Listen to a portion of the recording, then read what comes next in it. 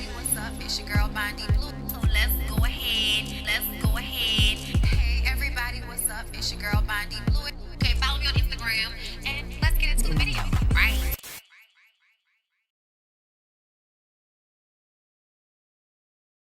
Hey everybody. Hi everybody, it's your girl Bondi Blue and I'm back in this bitch on YouTube. Yes. Okay, one more time.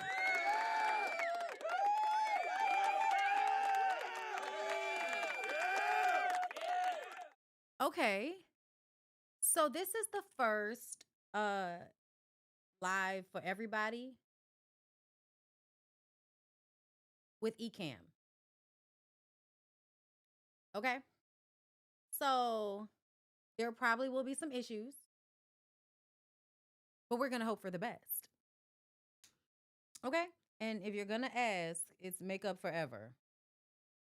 Viva Heart. No, Mac. I'm sorry. Mac. Viva Heart. Okay?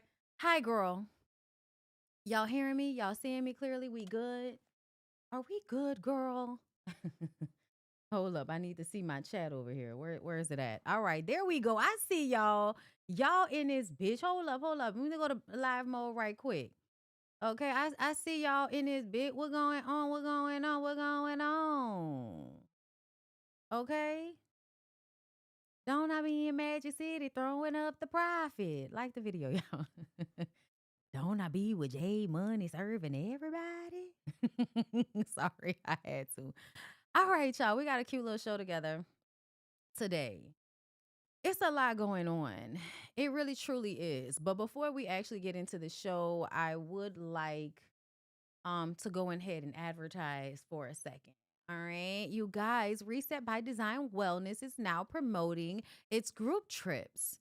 Okay, and the first one is to Thailand in 2026, April 10th through the 17th. Hold on, wait, is that right? Is that right? That can't be right. It must be April 2026. Okay, Ty will probably be on here. Ty, it says 2025. I think you mean 2026. Okay, but either way, this trip is being pubbed right now. You can go to Reset by Design Wellness, use the code NOV150 and get $150 off if you sign up for this trip before November 30th. Okay? That's what it is. That's what it is, girl. If you want to ooh la la with the girls, okay? And we do have a nice clique. I do love all the girls. A few of them, well, I don't know about a few. I know for sure that Talia is coming to the live show, so I get a chance to see her.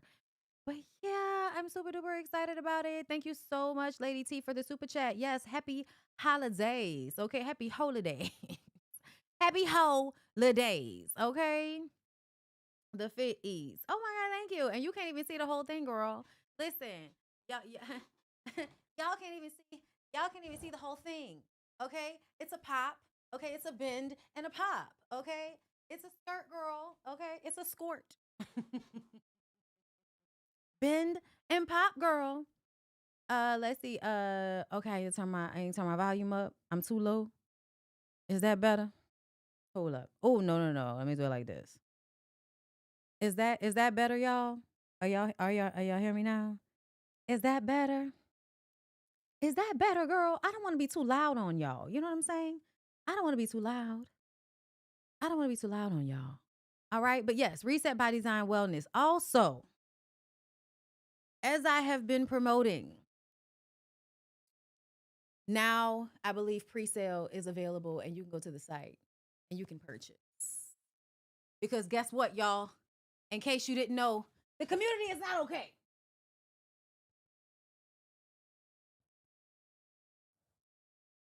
The community is not okay.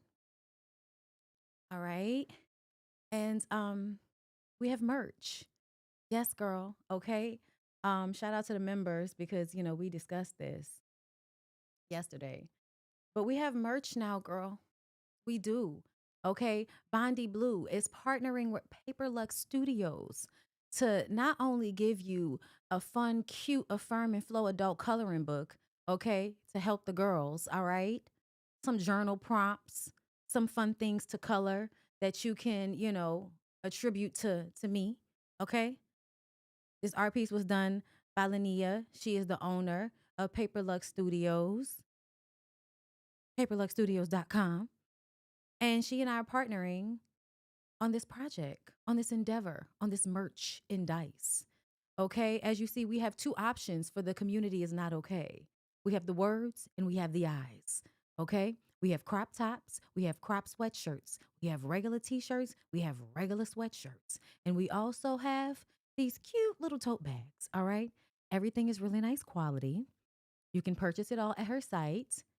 And we're going to create a QR code for you guys. So when we do talk about this on live, there'll be a QR code for you to click on the screen and go purchase. You can save 15% when you bundle 3 or more items if you're trying to be cute and let the community know that they're not okay for the holidays. Okay? If you like a puzzle, we got a puzzle. If you like to color, we're your girls. Okay? If you like to smoke, this Affirm and Flow adult coloring book is for you, girl. All right? It's for you. With that being said, thank you so much for all your support. Shout out to Linnea for partnering with me to create such an amazing merch line. I love it. I'm obsessed. Thank you so much. Okay. Yeah. All right, y'all. So let's go ahead and get into the show. I think I'm gonna start. God, where am I gonna start? Let's see. What is this titled? Let's start with Vivica so that we could get Vivica, because I want to make sure that I hit up certain topics before we get into all of it, girl. All right, it's so much going on. Where is Vivica? Because Vivica has been on the internet discussing 50 Cent again. And listen, I don't begrudge people for wanting to discuss their experiences. I don't, but I do listen to the vein in which they discuss these things. Okay. And people ask her about that relationship. And I don't know about y'all, but in real life, I got it. Okay. In real life, I have had very short relationships that were extremely, they left their mark. Short period of time, it left its mark, girl. Okay? So I'm not going to judge her on that. However, I find that the nigga is so disrespectful. Okay? I find, excuse me, I'm sorry. Because I interrupting my commentary so that we can like just be very clear on some things. I don't do drugs. I smoke herb. Okay? It is medicinal. I have a prescription. Okay? I don't know where all this judgment comes from. I don't know. But I don't appreciate it. And that's on God. Okay? In times like these, it was either this or a pill made by Big Pharma. Leave me the hell alone. I'm going to trust what comes from the earth before I trust what Big Pharma has put together for us. Okay? Now, let's get into it. Brandon, I know you playing, but I am speaking to that because somebody actually said that shit to me. Like, seriously. Somebody literally said that to me like yesterday, and they were serious. And I was just like, oh no. See what I'm talking about conservatism. See what I'm talking about? And then people who don't know they're conservative. Like, we're going to get into it because y'all don't know the meanings of any of these things anymore. And some of y'all are confused because you don't know what conservatism is. Like, you don't know. Y'all don't like when people twerk. Y'all want everybody to be covered up. Y'all want niggas to be wearing jackets and sweaters with a 45-degree zip or whatever the fuck that is. Yeah, all of that's conservatism, y'all. All of that is conservatism. Just be fucking for real with yourself. You don't like Megan Thee Stallion. You don't like people talking about pussy. Yeah, you're conservative. You're conservative. Because those of us that are actually not conservative feel like women should be able to talk about their pussies and pop their asses as much as they would like. That's not being conservative. A lot of y'all are conservative and you don't even understand that you're conservative. It's weird. But let's get into Vivica. Of course, the internet's going crazy right now about the whole don't date rappers, don't date 50 Cent. You know, where did that come from? Like, I was asked a question that as a 17-year-old, what would I tell myself? So it's just a pre-warning for my young girls. Here you go, sweetheart. Thank you so much. Happy holidays. To be careful. Yeah. You know, let me give these. To watch who you date. Right. You know what I mean? You're free to date whoever you want. But, you know, for myself, I would just be careful. Maybe not go public so fast and just have fun. Fine. Happy fine. holidays. Of course. Is there Okay. anyone you would give that particular advice to? I said to all the girls. Yes, All the girls? I Yes, love because that. we all dating each other nowadays. It don't make no difference what color. Actually, I was very proud of 50. Your response was fantastic, and I'll take the blue pill. I love that. Good. Thank you, Miss God Fox. bless You're you. welcome, darlings. You Happy got it going holidays. on. So, of course, You got it going on. Bye. Okay. Girl, he did not deserve you. He did not deserve you. In all honesty, I think it's funny to watch some of these women as they were growing, you know, in their womanhood. Because, I mean, that's what it is. You get to watch women grow in their womanhood and watch the mistakes that they make and the good choices that they make. And I think Vivica staying on her shit and always being about her art and about her business, her wig line, like that shit has all, I think she made great decisions with that. I heard her say that she regrets not having children. And I feel like a lot of older women feel like that. But honestly, I feel like they're still succumbing to societal pressures to feel like they didn't accomplish something. Because I feel like if a woman really wants a child, like if you really want to be a mother, like you're going to make sure that that happens. And I think that, because I mean, you can adopt, you know what I'm saying? You can go through surrogacy, you can go through IVF, especially because Vivica has had money for a nice little bit of time. So if at any point in her life she really wanted that to happen for herself, she would have made the effort to do it. And I think that she didn't want to because she was focused on her career. And I think that that is okay. I also feel like the only reason you're really feeling like that now, is because there's still all this pressure for women to have children. And people really do make you feel like you're not as much of a grown ass woman if you don't have children. So yeah, I definitely feel like, if you didn't do it, it's because you really didn't want to, but you feel the pressure that you should have. You know what I mean? Um, and that's why I feel like it shouldn't be something that people pressure women to do, or like this culture of women should be having babies simply because they're women. I don't agree with that at all. I think that people should have children when they really want to have children and when they're going to be intentional about it and they're going to care about how they parent. They're not going to have children they can't afford. They're not going to have children that they don't have the bandwidth to take care of. I do feel like people should be planning children. They should understand as much about what they're about to get into as possible. And I feel like way too many people just get fucked and have children and then assign some special meaning onto that. And really, y'all don't really be, giving a fuck about parenting. You don't. Like y'all lazy parent. And also, when everybody is growing up from being abused and we discover that gentle parenting is a thing, right? It's not about not doing anything. It's about trying to exhaust all the other options before you decide to physically hit your kid, because statistics show that y'all hitting y'all kids causes more issues than it solves. Your kids don't grow up and just decide to not be violent because my mama was beating my ass. That's not how that works. Okay? The people that got beat as children usually are the most violent. The people that have the hardest time controlling their emotions. Okay? They may be able to appear as if they holding their shit together, but on the inside, they body be going through a lot. So I don't think that people should be running, hopping, and jumping, skipping, and diving to have fucking children. And I think there is an overall problem with how easy y'all think raising children is until you get them. And then when we say, oh, you abusing them kids, y'all like having kids is hard. And it's like, yeah, bitch, that's why we said what we said before you had them, that you should not have them unless you're really ready to have them, because you know what it is? Fucking hard. It's hard.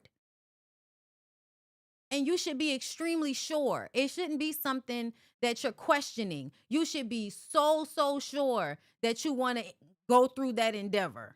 And I think the reason why so many women have babies that they can't really take care of is because of the culture that tells you you're supposed to have a baby.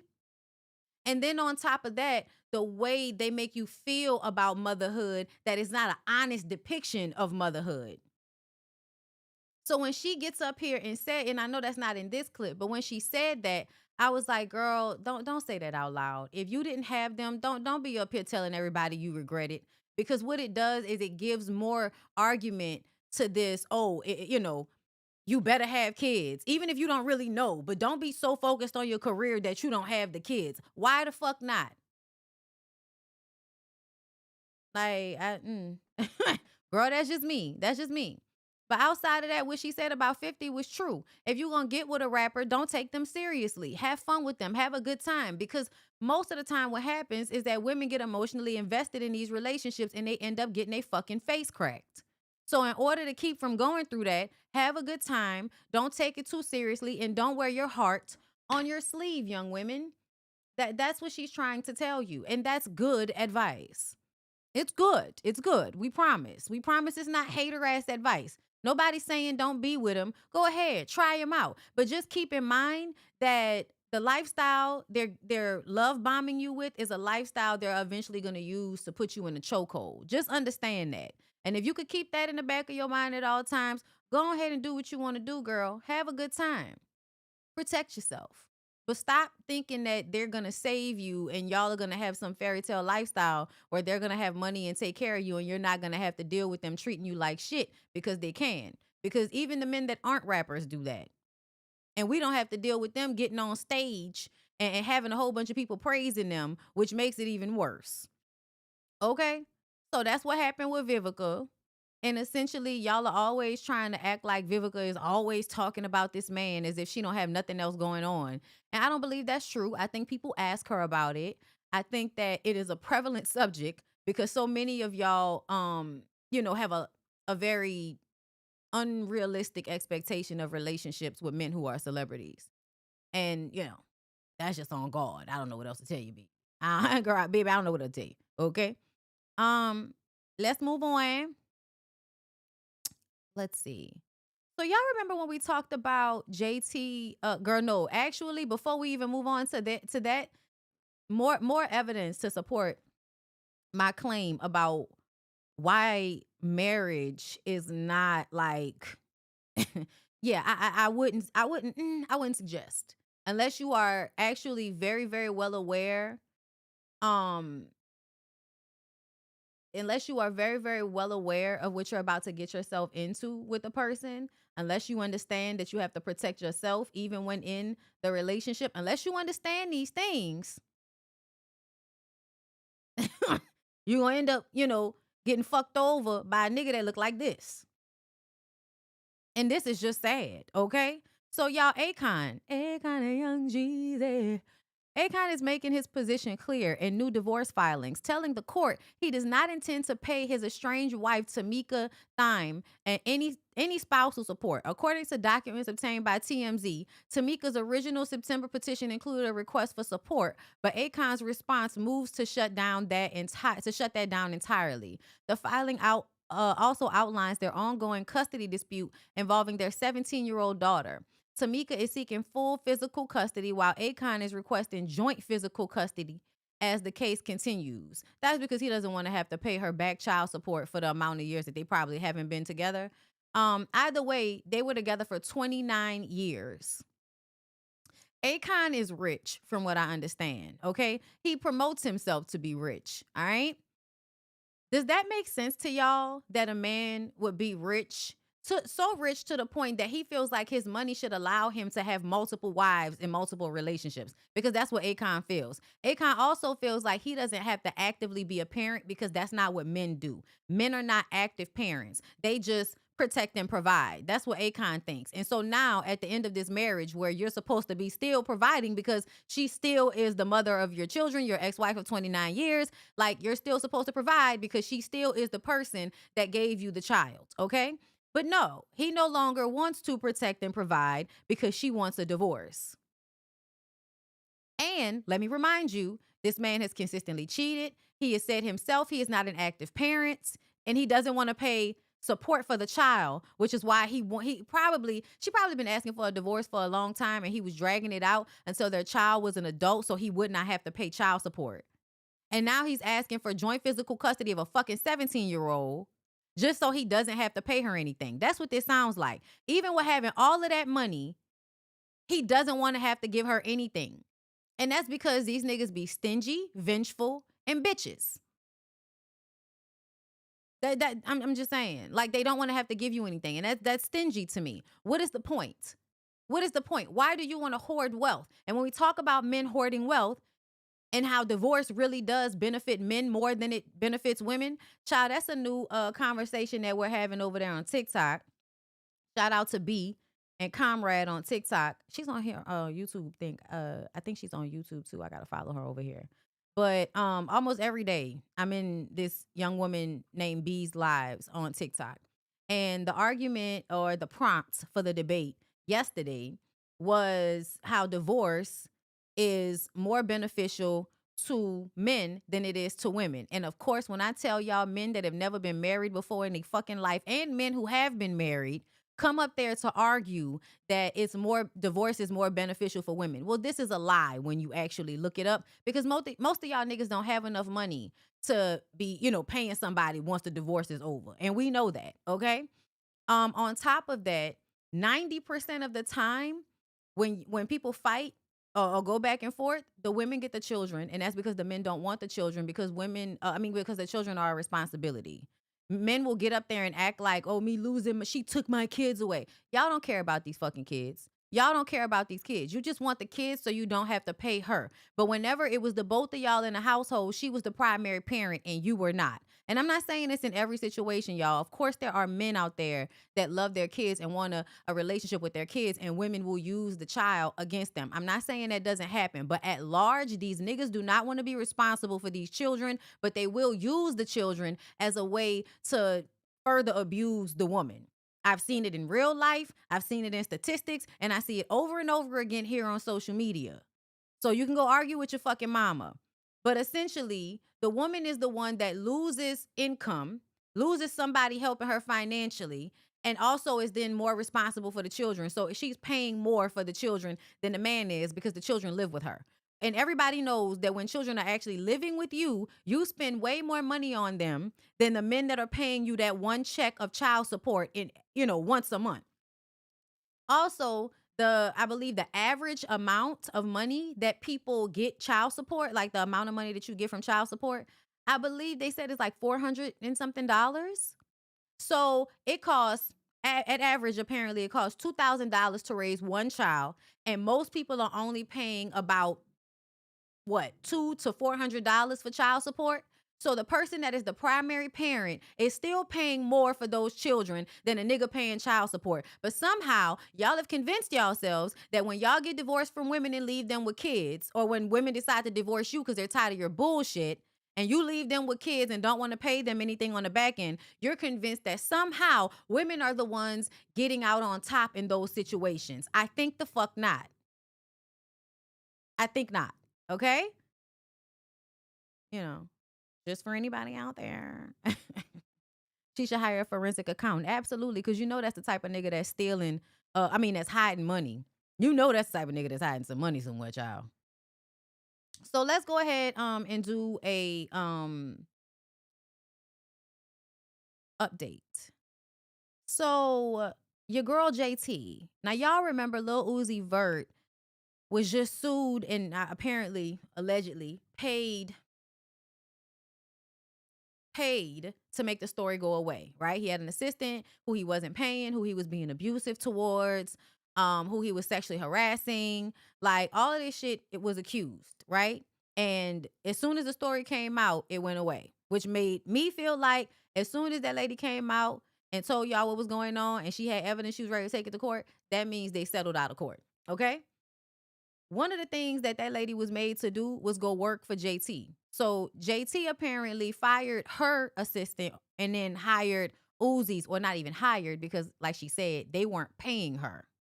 They were overworking her and they weren't paying her. So you just sat beside your man as he abused his assistant and took part in that, just like your homegirl who's over there making, Gina eat her coochie along with her weird ass nigga that enjoys making women do shit they don't like to do. Okay, if the pleasure centers in your brain go off when you make somebody do some shit they don't want to do, something is wrong with you. All right, in case you didn't know. So JT posted this, an important message following the death of her good friend.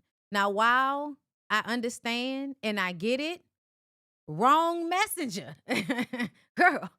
Because it's so it just reminds you of how people only care about shit when it affects them. You don't give a fuck when it's happening to the assistant of your old man. Then it's okay. But then when it happens to your friend, now all of a sudden you want to be online telling everybody stop laughing at domestic content.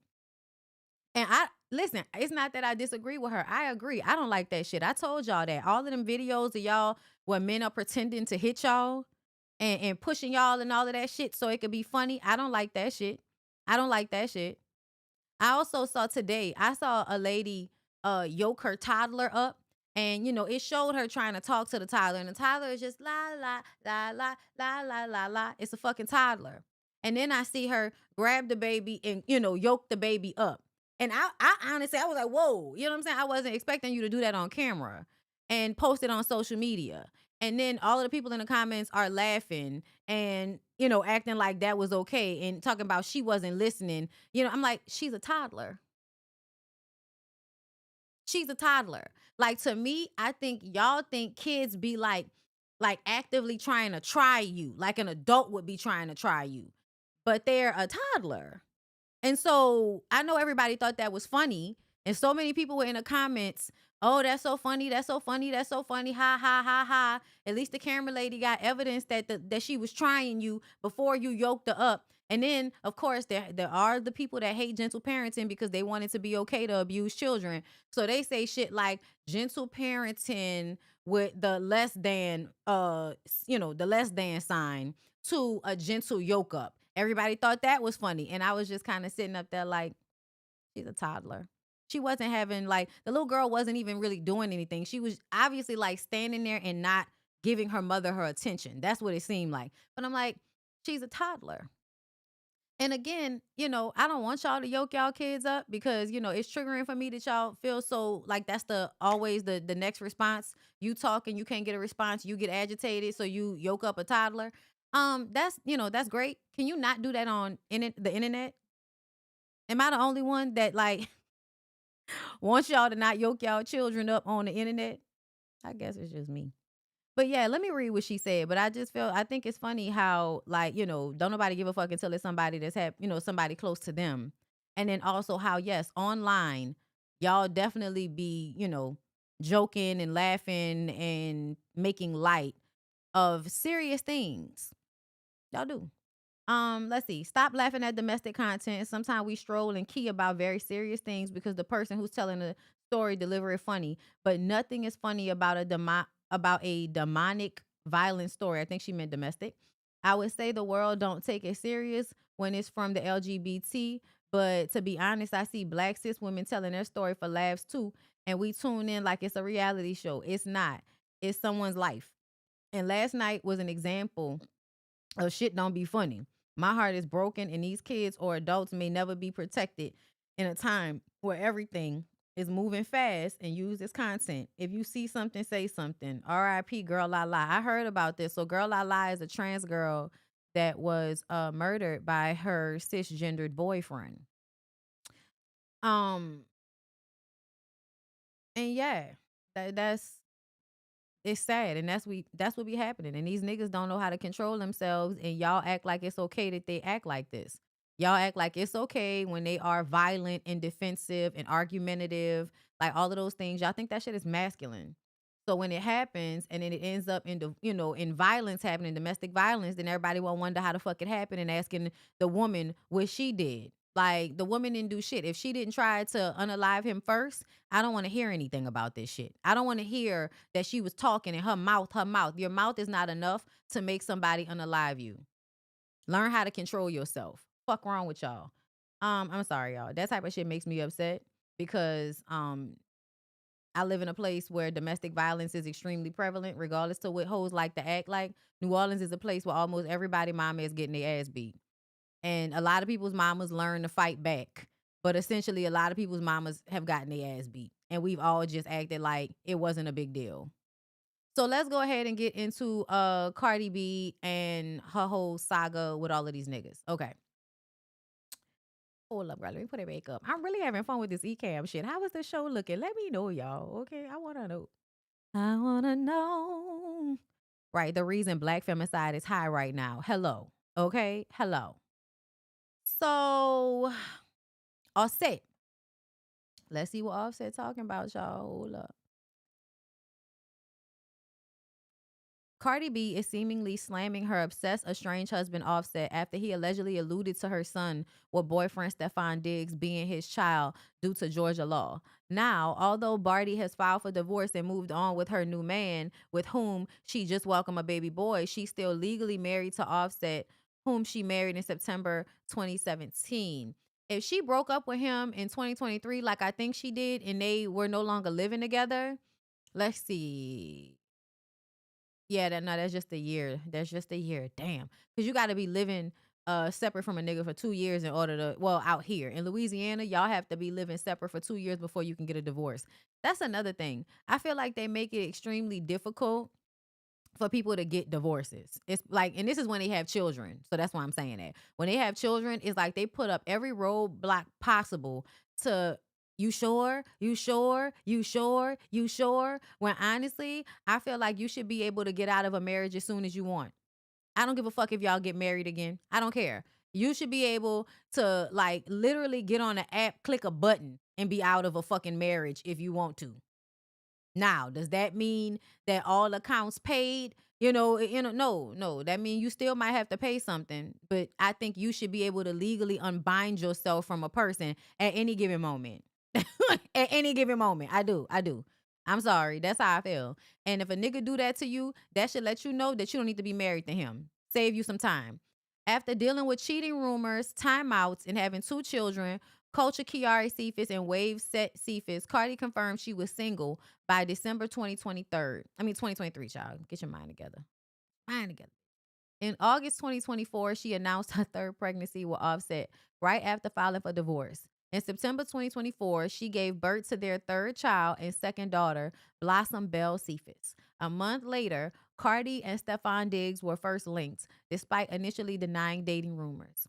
In 2025, Cardi spoke on her divorce and says it's not peaceful at all. I can't even talk about it because it's a court thing, but it is not peaceful. In November 2025, Cardi and Stefan welcomed their first child together, Cardi's 4th, amid the birth of their child, whose name hasn't been revealed. Offset allegedly tweeted, "Already got a name for my kid. Keep your Spanish shit to yourself." He also took to his Instagram story and allegedly wrote "my kid" as social users highlighted Georgia law, which presumes the baby is legally his as he's still married. Child, that's how it be. Um, Y'all be thinking it's so funny, and it's not. It's been over a year, and I'm still being harassed and threatened to the point that I feel like my life is in danger. It's all fun and games until it's too late.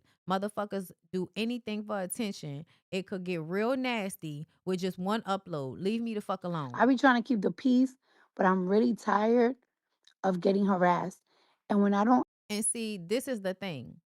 This is the reason why we did not want her to so quickly get pregnant for Stefan Diggs, because you never know when a nigga is going to put you through that. Because nobody shows that, well, if y'all not, because y'all don't be knowing the clues and shit. So y'all don't be paying attention. There are signs. But a lot of women don't pay attention to the signs and they ignore the red flags until it's too late. Like she doing with Stefan Diggs right now. But essentially what she's going through right now is the reason why everybody was like, girl, why would you do this to yourself? Because that is now going to, in some ways, imprison you with another man. Because we know that marriage is not the only way they imprison you. It's the children. It's having babies for these niggas that will put you in a situation where they will always know where you are. They always have access to you because all they have to say is, I want to see my kid. I want to see my kid. And that is supposed to automatically give them access to you. I'm going to let her finish. But that's the reason why we said that. Because what she's going through now with Offset could very well be her future with Stefan when they break up. and when I get harassed privately and I ignore, that's when I start getting harassed publicly. And I have every single receipt. If you want to keep fucking sending blogs to harass me, it's gonna be is like I can't take it anymore. I can't take it anymore. Sometimes I sleep and I wonder like, yo, this is not normal. You see crime documentaries, you see shit on social media about women getting killed every other day. And on the truth, like it's like I'm a real tough bitch. Like I'm a tough bitch. But you can never there's a difference between being tough and there's a difference between somebody having an unhealthy obsession with you that you have to you gotta be concerned. And I'm really starting to be concerned.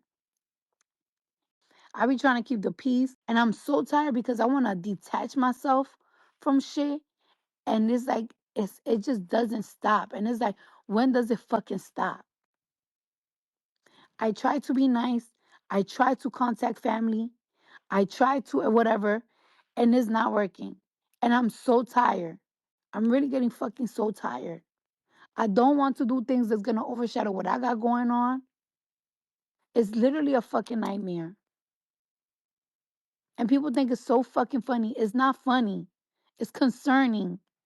Dealing with somebody that fucking does substance and fucking start harassing me. It's not funny. It's not cute to tell somebody that has a mental illness and have substance abuse to be petty. To somebody that's raising their children. It's not funny. You niggas need to grow up.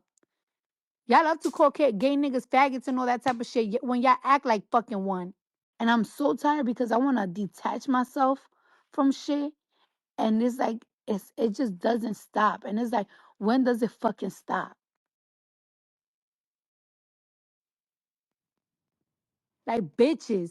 Y'all men is straight bitches. Stop encouraging bullshit. Straight men here. Oh, you motherfuckers should be petty. It's so funny. It's not funny. And if I was to show these fucking threads that I've been getting, y'all wouldn't be laughing.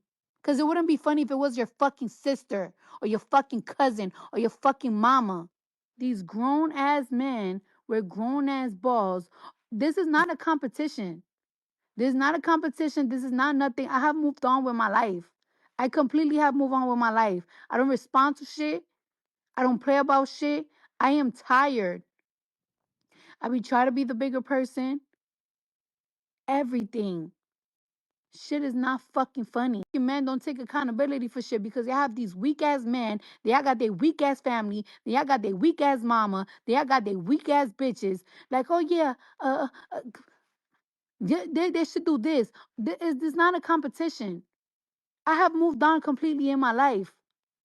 I don't bother nobody. I don't come online doing petty shit, and I don't be behind the scene doing petty shit. I don't keep my kids from nobody, nothing. Leave me the fuck alone. It's going to get real bad. Men don't take accountability for shit because And this was him posting my kid LOL. Already got a name for my kid. Keep your Spanish shit to yourself. Divorce ain't even finalized and you popping out another man kid. Yeah. Yeah. Just like you was married and kept fucking other people. Like, just like that. Like, what the fuck? Anyway, according to Georgia law, Offset, yeah, I don't care about none of that. Sounds like Offset's brother finally had enough of all the drama from the way people are talking. His brother's obsession. He's tired of how things keep getting messy around Cardi, Stefan, the whole situation. Whatever's going on, it's pretty clear that there's family tension. They didn't get married in Georgia. Why are y'all pushing that cap shit? Ooh, ooh, and that's his brother? My God, on today. When your fucking brother not even the one defending you, that's hilarious. Okay, let's move on from there. What's this? I can't take it anymore. Sometimes I sleep and I wonder, like, yo, this is not normal. You see crime documentaries, you see shit on social media about women getting killed every other day. And on the truth, like it's like I'm a real tough bitch. Like I'm a tough bitch. But you can never there's a difference between being tough and there's a difference between somebody having an unhealthy obsession with you that you have to you gotta be concerned. And I'm Okay. I just wanted to make sure this wasn't something new. Somebody said, this right here. And what in the world telling us gonna do? Well, first of all, it leaves a trail of what's going on. Because when somebody is abusing you in private, when somebody is doing slick shit behind the scenes, you need, hey Ziva, you need a record of it. You need a record of it. Any woman that has been abused can tell you that if you don't have evidence, it's so hard to prove because it's your word against his, and people are going to give men the benefit of the doubt because we live in a misogynistic, sexist, patriarchal society that gives men the benefit of the doubt no matter the statistics and no matter everybody's life experience of men. They're still going to give them the benefit of the doubt. Just like the same thing with how everybody talks about DEI. Like, y'all really think you can trust white people to not discriminate against other people in workplaces? Like, it still happened even with the laws there. So that should let you know you need the laws there because that is what's going to happen in this society that promotes a certain narrative, a certain mindset. But yeah, you have to. I feel like I know a lot of people want you to keep shit to yourself, but I feel like Cardi B has never been somebody that keeps these things to herself. She's always been somebody that is basically documenting her life via social media. That's what she's been doing. And one day it's going to make her documentary so much more easier for everybody to put together. And we're going to appreciate her for this, okay? But ultimately, telling people on social media creates a trail. It creates a paper trail, so to speak, of what you have gone through. So if something does happen to you, there's evidence. That's why. Um, but yeah, girl, now that's what I don't like about Ecamm, child. They make you be able to see when somebody thumbs down your video. I'm like, bitch, I don't care about you thumbs down because it tells me you don't like what I just said. So, and I'm like, I don't really care. So I don't know why you gotta let me know that. All right. Thank y'all for liking the video and for disliking it because essentially engaging with the content at all is a plus for me. Okay. So, neighbors, this is crazy. Stephon Diggs has reportedly filed a lawsuit against Christopher Blake Griffin, who for accusing him of drugging and sexually assaulting him. Griffin even claimed that Stephon was trying to get him killed, but Stephon says it was all for clout. It was all for clout. According to TMZ Sports, the lawsuit was filed October 1st. Stephon claims this wannabe influencer made up a storyline about a about a night back in May 2023 at Diggs' home in Maryland. I'm sorry, y'all. I'm reading this from a little far away. My eyes is bad. Don't judge me. He says the story is plain and simple. After a charity basketball game in DC, he and a few influencers went to a club, then headed back to his house. Diggs says that he went to his room for the night and his assistant told Griffin it was time to go. Fast forward 2 years later, Griffin comes online with these allegations claiming Stephon drugged and assaulted him, then tries to have him killed to hide supposed gay or bisexual secrets. He even tagged the NFL, the Patriots, and Uggs while blasting all this to his followers. Stephon clearly had enough and had hit him with a libel lawsuit claiming that Griffin is lying on purpose for attention and seriously damaging his name in the process.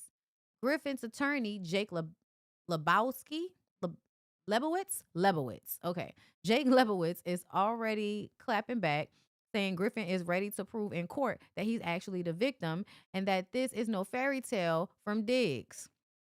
High price New York's lawyers. Okay, so this is no fairy tale from Diggs' high price New York lawyers. Stephon is now asking for damages and attorney fees. What are your thoughts on this? I think this is how you respond to somebody when you are trying to do one or two things. Either you're trying to win the court of public opinion and let them know that I didn't do this, because suing, in response is a way to say, see, I really didn't do it because I'm going to sue them for saying this shit. That's a tactic. It could also be, a real thing. Yes. I don't know what happened between these two. I am more inclined to believe the victim because of how often men who play football and men who are in sports are actually violent and predatory, because they actually do that a lot. I am more inclined to believe Blake than I am Stephon. Also, I feel like for any man, I don't care whether the man is gay or straight, I think it's hard for men to come out and say another man assaulted them or tried to take advantage of them. I think that's hard for men to do. So whenever a man does do it, I'm more inclined to believe him than not, because I know how much that is going to be a hit to his ego as a man, that he could not protect himself from something like this. So that's why, so I'm just saying what I am more inclined to believe. Do I know for a fact that this man is telling the truth? Absolutely not. Right. So now that you're gonna argue and sue, and all of that, there's still a possibility that you did this shit, but you have more resources than Blake does. So you thinking that he may not be able to prove this, and then you can sue him further for defamation and libel, which will help to clear your name in a court of public opinion. But it'll also be hard for him to fight you back, because if you have more money than him, you will eventually win out in court because he can't afford to keep going back to court. Like, people use the court system to abuse people all the time. So yeah.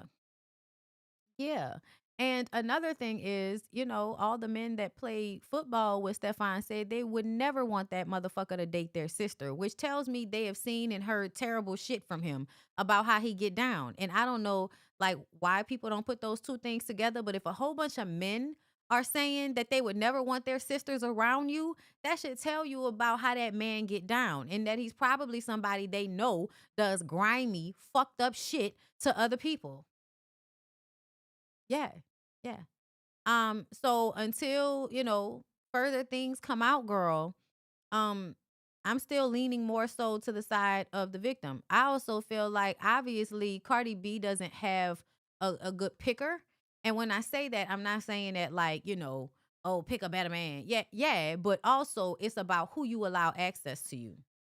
If you the type of woman that would give a man who has a reputation for harming other women, you know what I'm saying? Like, I don't know what Offset's reputation was before you got with him, but it's low key given that if you are with the man, especially under these like direct circumstances, you got with somebody right after you left the other relationship, and that relationship, that man is abusing you, and it sounds like you might be scared for your safety, that means that man is unsafe. You quickly went and got into a relationship with another man. That usually means that the man you got with after the first man might not be as clearly abusive as the first one, but he's still abusive because you haven't done enough work on yourself. Enough time has not passed for you to learn how to not pick up so quickly with another abusive person. To me, I don't know about everybody else, but I have often seen that when women go from one abusive relationship, if they get into another relationship very quickly after the first one, they are going to get into a relationship with another abusive man. It's because most of them kind of are, especially, depending on where you live and the demographic, you might get a higher rate of an abusive nigga than not. But also, to me, based on what I've seen, if you go from one nigga to another nigga very quickly, that other nigga is going to give you a whole bunch of other problems. Like, they're going to give you problems because you haven't given yourself enough time to be able to decipher a problematic person when you see one.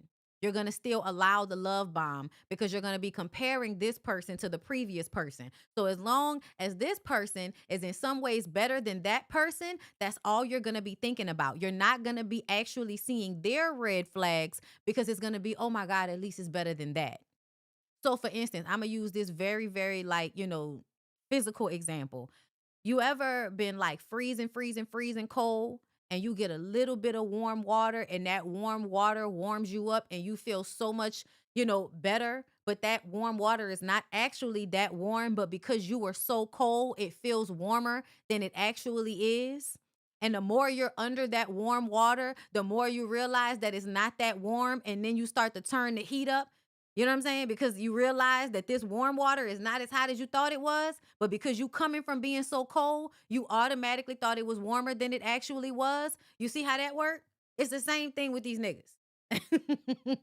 If you coming from an abusive nigga, you have got to give yourself more time and pay closer attention, because you are more likely, just like you're more likely to get pregnant right after having one baby, you are more likely to end up in an abusive relationship after being in an abusive relationship with one man or one person, because you're still going to be looking for and choosing the same type of characteristics, but just comparing the actual experience, and you don't have enough experience with that person to fully compare them to the last person. But I'm gonna let her talk. She getting on my nerve, honey. Like, I swear to God, like, it's so crazy. Like, my mom, every single time I give birth to a baby, she comes to my house and whatever. She stay here for months and stuff like that. And it's like, My bad. then when like Blossom, she finally I don't know if y'all could hear what she was saying. left, and now she came back, honey. She, you know what she did? You know what my mom did, y'all? She threw away all of my cookies, all of my snacks. Like, she threw them away. Like, it's like, oh, you're not supposed to be having these snacks here. The kids are gonna be eating all of those snacks. Blah, blah, blah. And it's like, who the fuck told you them snacks is theirs? Them is mine. She threw away all my snacks, all my beef jerky, all my cookies. She threw away like almost everything in my pantry, and it's just like, yo, like, it's so annoying. Like, she threw away all my chips, and like now, like, I don't know, like, it's just like, gosh. And then she's not gonna leave, and then it's like she's not gonna leave because it's like, you know, I just had a new baby, and every single time I have a new baby, like, she just comes and she takes over this house, and like, she just makes everybody eat what she wanna eat. She makes everybody choose, cause like, she's just like a big juicer and everything, and it's just like, I'm just like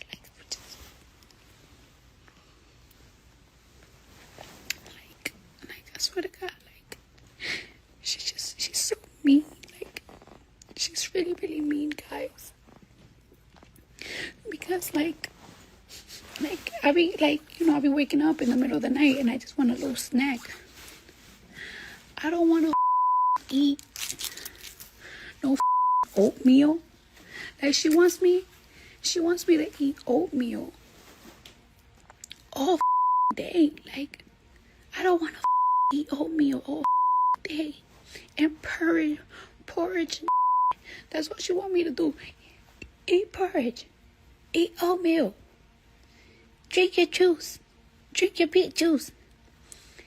And she knows I hate sorrel, and she keep bringing me sorrel juice. And I don't know. I might be the only Caribbean that just don't like that juice. I don't like that juice. I don't like sorrel. I don't like it. Like, and then I can't even tell her anything. The other day, Culture was crying because she didn't want her to eat her rice and peas. And she just looked at me like, you're not going to tell her nothing? And I just looked at her like, I can't. I'm sorry. What can I say? She getting on my nerve, honey. Like, Yo, I ain't gonna lie. In this moment right here, I don't know why she reminded me of my niece. That's how my niece be when she angry. It's me talking to her brother. This motherfucker. She's whispering because her mama is in the house while she's talking. That's why she whispering. I'm gonna tell y'all right now. I know everybody think this is so cute and so funny, but I ain't gonna lie. I would rather have a nanny help me than have my mama come in the house and disturb my peace. Whether it's trying to tell me, and I know it's for her best, right? Y'all know Cardi is trying to hurry up and lose weight and get her body together so that she can perform. So I'm sure her mom is doing what's in her best interest, right? But I also feel like that shit, you know, that's cute for y'all. Y'all think that shit cute. That wouldn't fly with me. I'm just not, okay? I'm a grown adult woman and I appreciate the help, but do not come in here trying to micromanage me like I'm not an adult because you're my mom. And also, don't be in here telling me how to parent my children. Especially, she joking but she's serious. She's joking but she's serious, y'all. You know, like, I think she is low key right on the tip of crying because she's hormonal and she's going through a whole bunch of other shit. But what it sounded like to me is that your mama come in your house and tell you what the fuck to do, and then you just have to deal with it because, yeah, y'all from the islands and all of that shit. And then also because you need the help. So it's like, if you want my help, then you have to take what comes with it. And what comes with it is me taking over. And I just be feeling like y'all just be letting y'all parents act a little narcissistic with y'all. And I'm not going through that. Okay, I'm just not going through that. If you can't respect me as a woman, like, and just period, if you being around me is not helping me stay calm, if you coming into my household actually annoys me and bothers me more than helping me stay calm and feel supported, and I can pay for somebody to come and do this shit, I'm gonna pay for somebody to come and do this shit. I'm not about to be sitting up here or, feeling like I can't tell my mama. I didn't just did some of the most grown woman shit you could do. I didn't just push the fourth baby out of my pussy. And you mean to tell me I'm still not grown enough to dictate what goes on in my house? Yeah, y'all live weird. I'm not doing that with y'all. That's why I get tired of them always saying Caribbean, because y'all always think that y'all the only ones that deal with emotionally immature parents that feel like because they're your parent, they get to rule over you no matter how old you are. Black mamas do this shit too. I don't know why Caribbean, because you could tell Caribbean people are doing it like as a virtue signal. Like, yeah, our parents abuse us and we still let them. We not like you wayward, reckless Americans that won't let your parents control your life when you're an adult. Yeah, no, we have way too much loyalty and respect for our parents. We gotta let them disrespect us, because if we don't let them disrespect us, then that means we bad kids. And I can't be no bad, disrespectful ass kid. So I'm just gonna let my mama talk to me any kind of way and throw away my food and tell me that I need to make my child eat something that they don't want to eat. Yeah. Yeah, no, I know. Listen, this is fun. Listen, listen, listen. Listen, that's how I feel.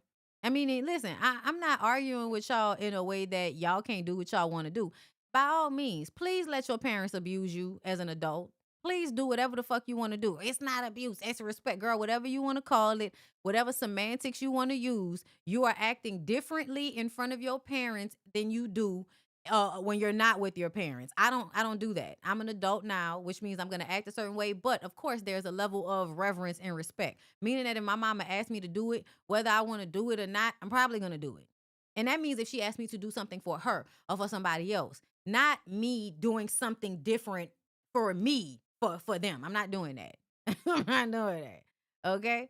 But that's y'all decision. You know what I'm saying? If y'all want to allow that, if she wants to allow her mama to control her household like that, that's her business. Girl, please be stressed out in your $1 million mansion with your mama helping you. Please do. I'm just saying, for all of those of us that understand that I don't have to allow you to dominate me in order for me to respect you. Those of us that understand that, I'm going to speak up for us, okay? We a small little sect of people, okay, that feel like when I become an adult, the respect should be mutual by this point, because I don't need you for a fucking thing. So please be mutually respecting me if you want me to be around you. But yeah, no, if y'all want to let y'all parents talk to y'all any kind of way and make y'all feel like shit in y'all own households, girl, please do. I don't care. They ain't got nothing to do with me. I just know what I'm not about to fucking deal with. That's all I know. Okay? But y'all can do whatever y'all want to do, girl. I ain't about to argue with you. Okay, let's move on. Oh Lord, let's go back to this Porsha situation, y'all. Because we saw what happened with Porsha yesterday down to the airport. Well, there's more. Okay, there's more, girl. Oh, wait. Before we move on from Cardi B, because y'all know that, like, it be so much stuff going on. I do want to hit on this right quick. Hold up. So Offset reportedly denies posting my kid in response to social media speculating about Cardi B and Stefan Diggs' son. So now he's saying he ain't do it. I don't believe him. I don't think he got hacked. I think you said exactly what the fuck you said. So his brother posting this is also fake, right? My nephew, LOL. So I don't know what's going on. But I believe that Cephas is over there staring at his fucking phone, stalking not only his soon to be ex-wife, but he's also stalking her new baby daddy. And he's been stalking him ever since they got together, and that nigga decided he was gonna watch every fucking football game that Stefan Diggs plays in, hoping that the nigga fall and break something. He's obsessed. Okay? And regardless to what my mama say, the nigga look like my daddy to me. And let me tell you how, I'm gonna tell y'all how, cause I'm not gonna put it, yeah, okay. He looks like my dad to me. I think he has like a similar head shape, eyes, nose, and mouth as my dad, Offset. And I've said this to my mom and she doesn't agree. But somebody said that Offset looks like Morgan Freeman. Buku people were saying that Offset looks just like, he looked just like Morgan Freeman. They saw an old video of Morgan Freeman from when he was younger and they thought it was Offset. And if anybody knows who my pa looked like, especially when he was older, that nigga looked just like Morgan Freeman. People used to actually think he was Morgan Freeman. They went to the Cayman Islands one time and people kept confusing him for Morgan Freeman because he looks like Morgan Freeman. Okay? So even though my mama say that Offset don't look like my dad, we can both agree that my dad looked like Morgan Freeman, and now everybody else has agreed that Morgan Freeman and Cephas look alike. So she just don't want to. She just don't want to admit it. She don't want my daddy to look like this nigga. That's what it is. But I know what my nigga. I know what that nigga look like. And they both got the. My dad nose might be a little bit bigger, and my daddy is a little bit lighter. When was Morgan Freeman young? Oh my God. Oh my God. No, I gotta show y'all. Now that y'all done said this shit, now I gotta show y'all. Now I gotta show you. Wait a minute. Let me see if I can find. Hold up. So Morgan Freeman, young. Like something from the 70s or something, right? Oh, let me see. Let me get a good one. Because, my daddy always had facial hair. Oh. This one right here. Hold up. Hold up, y'all. I'm about to shut. Hold up. Okay, let me move myself. Y'all see this picture right here? This picture right here. All of this shit looks like my paw. If anybody in here who knows what my paw look like, but see this picture right here? This is from when my dad, like this looks exactly like my paw when my daddy was younger. Okay? Y'all see Morgan Freeman right here? Okay. Give me 1 second. Because now I got to Google my daddy. I'm not about to get up and go find a picture. Because the picture I got is not good enough. Let me see. Because there was a picture of him and my parent on the internet one year. Oh, look at my grandma. Shot my grandma up here. That's hilarious. It's not up here no more. Oh, that sucks. But it's absolutely a picture of my grandma up here. And to me, she got the same type of head as my paw. Hold up, y'all.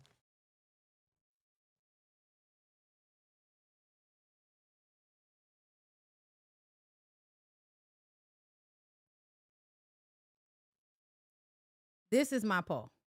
Okay? This my paw. Hold up. This my paw. Let's go back to Morgan Freeman. Okay? Let's go back to Morgan Freeman. And this is when he was older. Okay? It's especially in this era. Oh my God. Like, it was a little bit in the face right here, so you can't tell. But listen, I gotta find another picture. But listen. That's what the nigga look like. You look like your granny. Kinda sorta. I have their face shape. We all have this face shape. And I feel like he's more handsome than Morgan Freeman. Oh, thank you. Thank you. Y'all think that nigga nice looking, huh? So did my mama.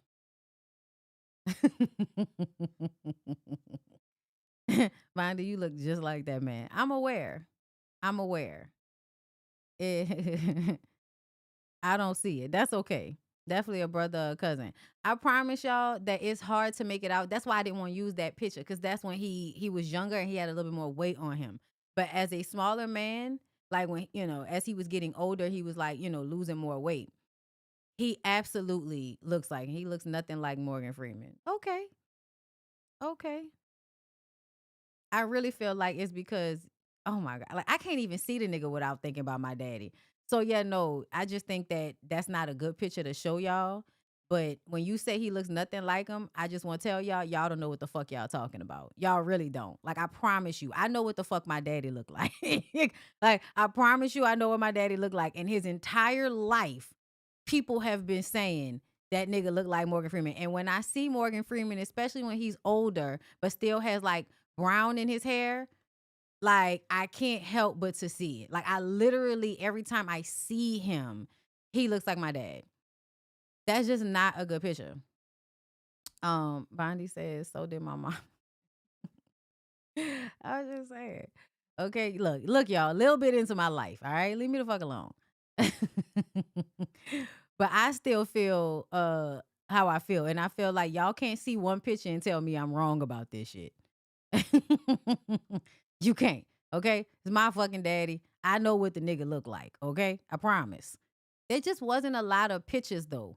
He's the one that took the pictures, so there weren't a lot of pictures because he took a lot of the pictures. He was always behind the camera. So having pictures of him just around, they're harder to find. Okay, where do I want to go next? I want to make sure I'm done with all of this Offset shit. And then I want to go, because girl, there's so many things that I want to talk about, but I hate when I forget that there's another aspect. Okay, we're done. All right. So let's go ahead and get into what happened with y'all girl Porsha.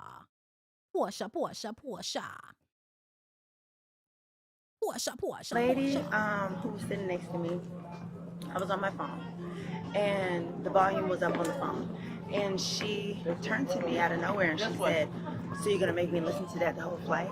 And I said, well, do you want to? And she said no. And I She said, will make you listen to what?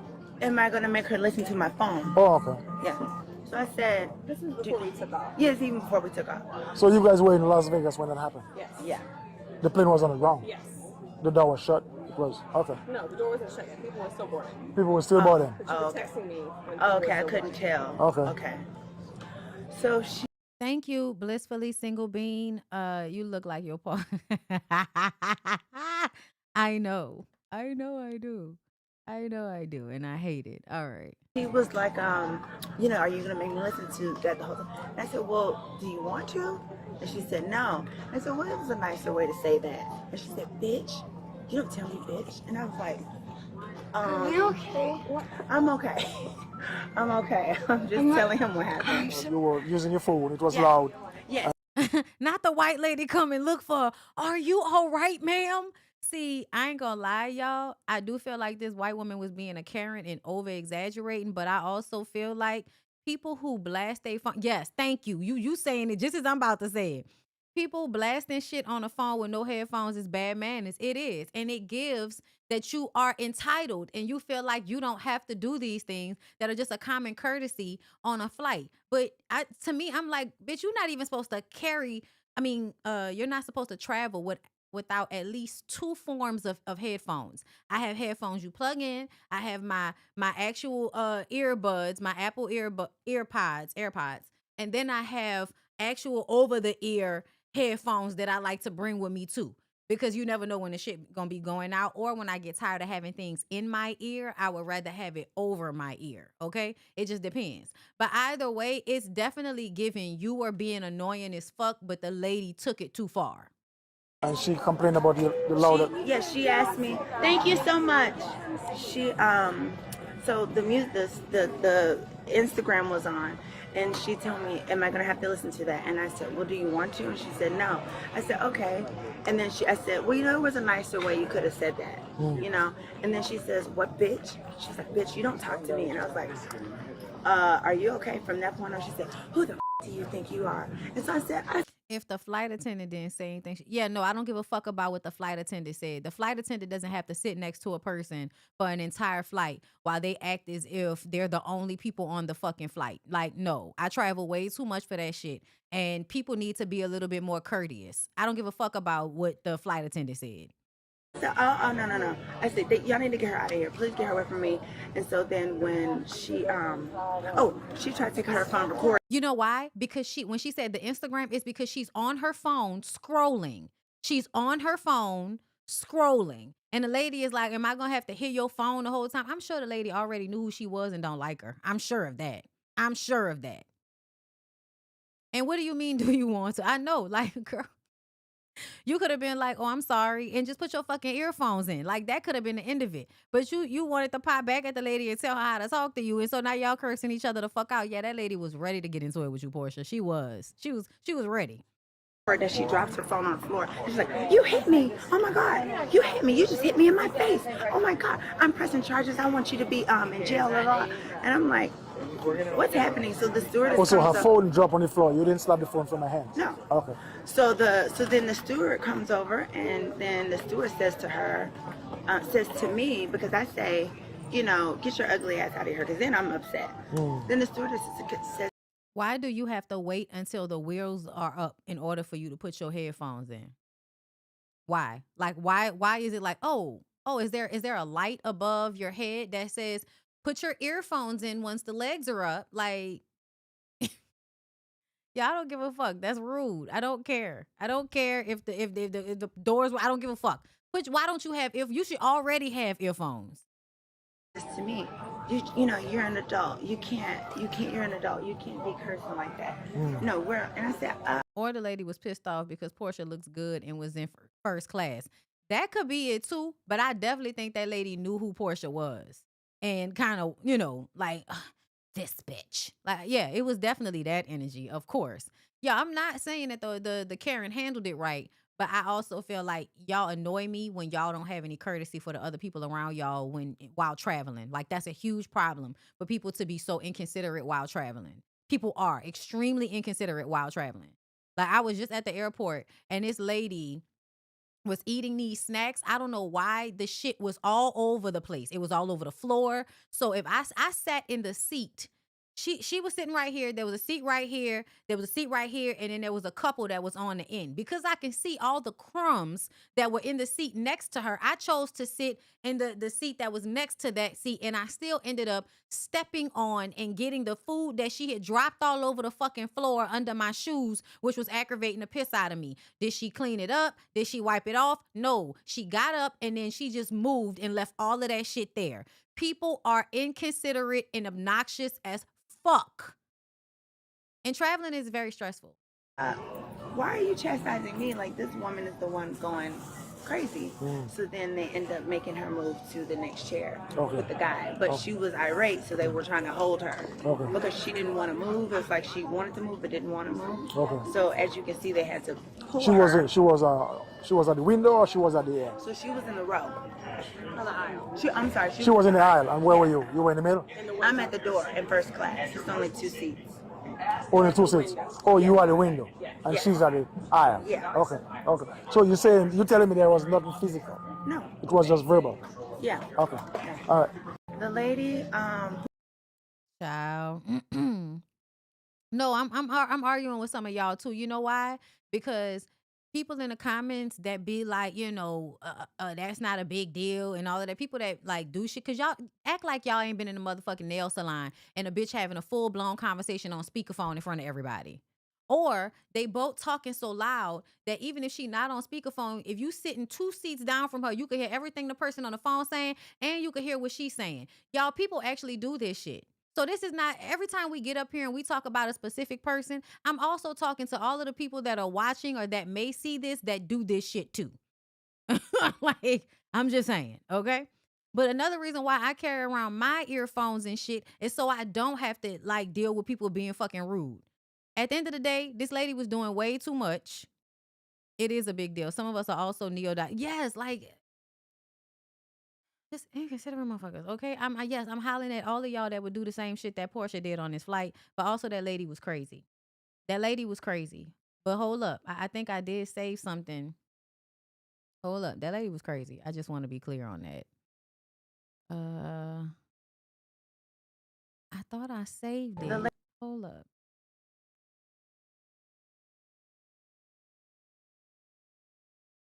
Because I could have sworn that there was a video of the lady at the airport and I thought I had saved it and she was talking about Porsha.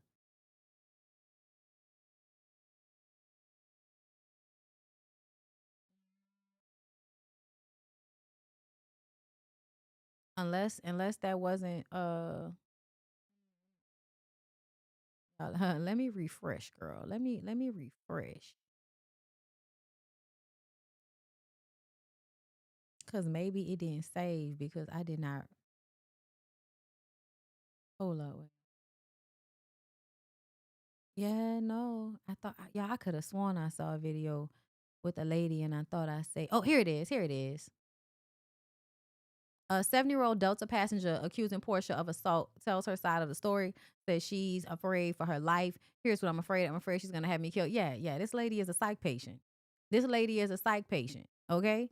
So this lady was absolutely hating on Porsha, absolutely blowing the situation out of proportion. But also, Porsha is somebody that makes me, like Ditzy. Ditzy and don't give a fuck about other people. So there's an entitlement of ignoring how you can be being, annoying in a moment. As I go like this, she takes her hand and goes like that and throws my phone. Is my information going to be given to the woman who assaulted me? No, ma'am. Because I'm afraid for my life. The plane was in the air? Yeah. Okay. Was taking off. Just That's taking why off. the flight attendants couldn't come help me from her beating. Hey, how are you doing, ma'am? I'm not very good, sir, and you? Good. I'm Officer Brumant. I work with the Atlanta Police Department. Great. So I heard about the incident that happened, but I haven't heard your side of the story. Why didn't we hear my side of the story first, sir? Well, I had another officer Oh, okay. Well, spoke to you, but I just want to hear it and do you personally. think Why would we get your story first, ma'am? Were you the first person to come off the plane or did Porsha come off the plane first? Why would we speak to you first? Do you automatically assume we should care about what you have to say because you're a white woman? it's proper to me tell you the whole story where everybody's sitting around here, they can all hear it? Well, I mean, if it happened on the plane, ma'am. No, ma'am. If you want to be private, I that's think we should be private, Okay. sir. This isn't psych, this is racism. Those are the same thing, baby. Yes. Racism is a mental illness. This is an assault okay. matter. You want to come over? Yes. I absolutely think racism deforms the brain of everybody involved, but specifically white people. And yes, I do believe that white people are, and this is not a cop out. This is literally what it is. You know what I'm saying?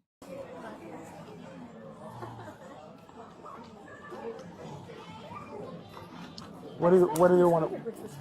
Yes, ma'am. Where do you want to stand up? Anywhere that there's no trouble. And as soon as I go like this, she takes her hand and goes like that and throws my phone. Is my information going to be given?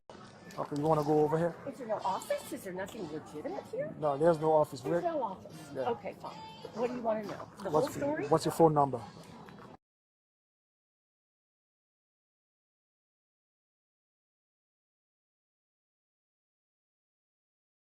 First, It's not scapegoating. It's not scapegoating. Y'all think that all mental illnesses provide people a way out. That's not what I'm saying. There are a lot of mental illnesses that explain why people's brains work the way they do and why they are violent the way they are. It's not a scapegoat, girl. It's not. I promise. Okay? I'm not saying it so that we can be more forgiving. I'm saying it because we need to start looking at these people like they are unwell. Because people that believe in this shit are unwell. But because we don't see it like that, because we see it as, oh, that's just how they are, instead of like, no, this is a mental health issue. Something is wrong with these fucking people, and we need to start looking at it like that instead of looking at it like something that, oh, they just, no, something's wrong with these people. Everybody that's a racist, everybody that does, you have a mental health issue. Just like, so for instance, if you get diagnosed as a schizophrenic, if you get diagnosed as a psychopath, if you get diagnosed as a sociopath, those things make you more susceptible to violence, correct? But it's still somebody that has a mental health problem. You see what I'm saying? It's not a scapegoat. It's not. I promise. That's not the way I'm using it. so where did the incident happen? I was sitting in my seat. No, everything isn't a mental health issue. Can y'all explain to me what you understand mental health issues to be? Because everything happens in the brain. Everything we say and do originates in the brain. So why would you not think it's mental, or the health of their mind is why they would act a certain way?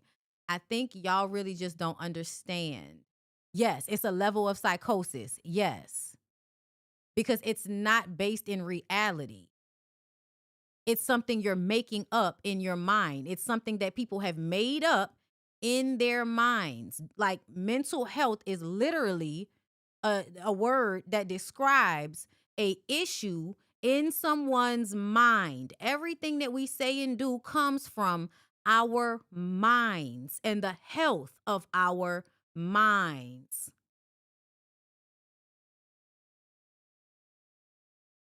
I'm just saying. And phobias are also technically mental health things, like psychological things, things that are happening where everybody in our minds, making them what? Mental. It's not a scapegoat. It doesn't mean they shouldn't be held accountable or responsible for their actions.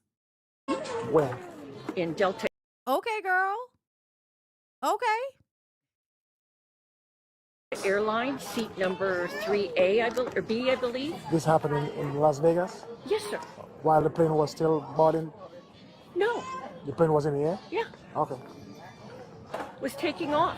Just That's taking why off. the flight attendants couldn't come help me from her beating, because they had to be buckled in. Okay, so what happened? Before I say anything, I want to know, is my information going to be given to the woman who assaulted me? No, ma'am. When she came on board, Atlanta, Georgia is in the eastern she said, I'm in that seat. I said, no problem. I jumped up, got far away from her so she had plenty of room. She had to put stuff in the upstairs thing. I understand that. Took plenty of time. Sit back down. We never spoke other than that.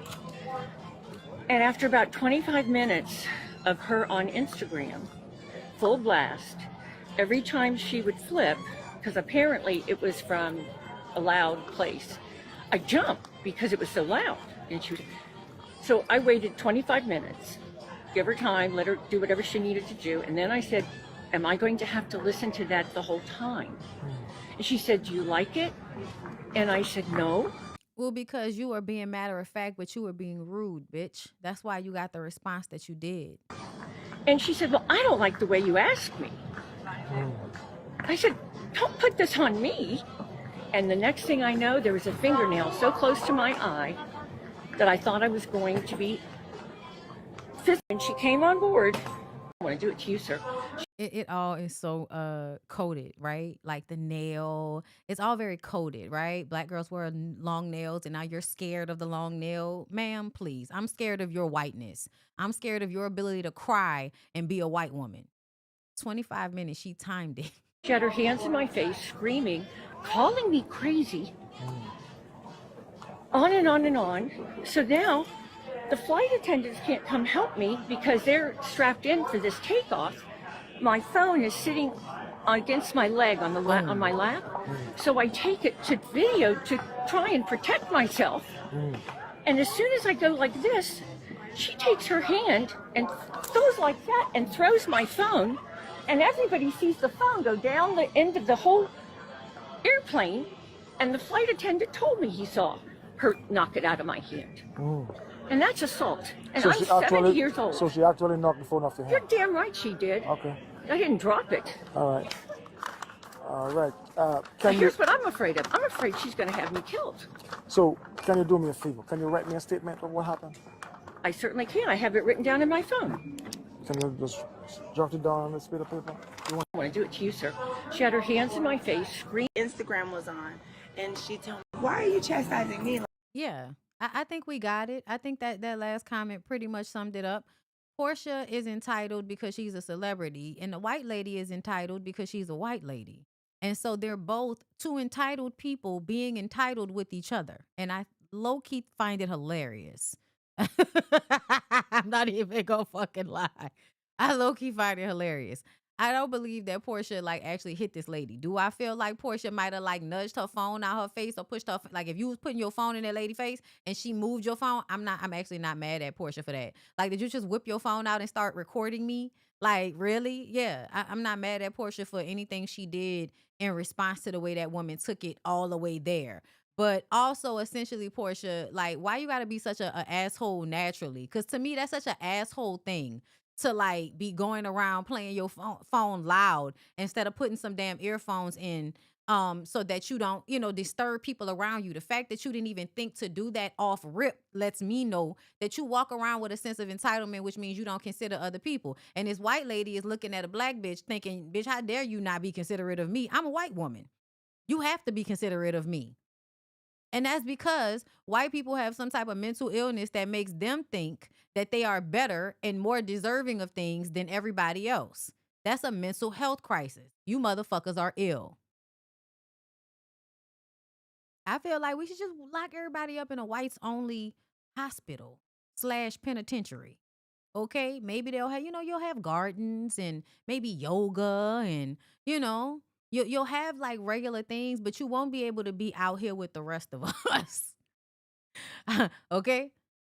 You know what I'm saying? Like just lock them up somewhere where they can be with just all white people that think the same way that they do.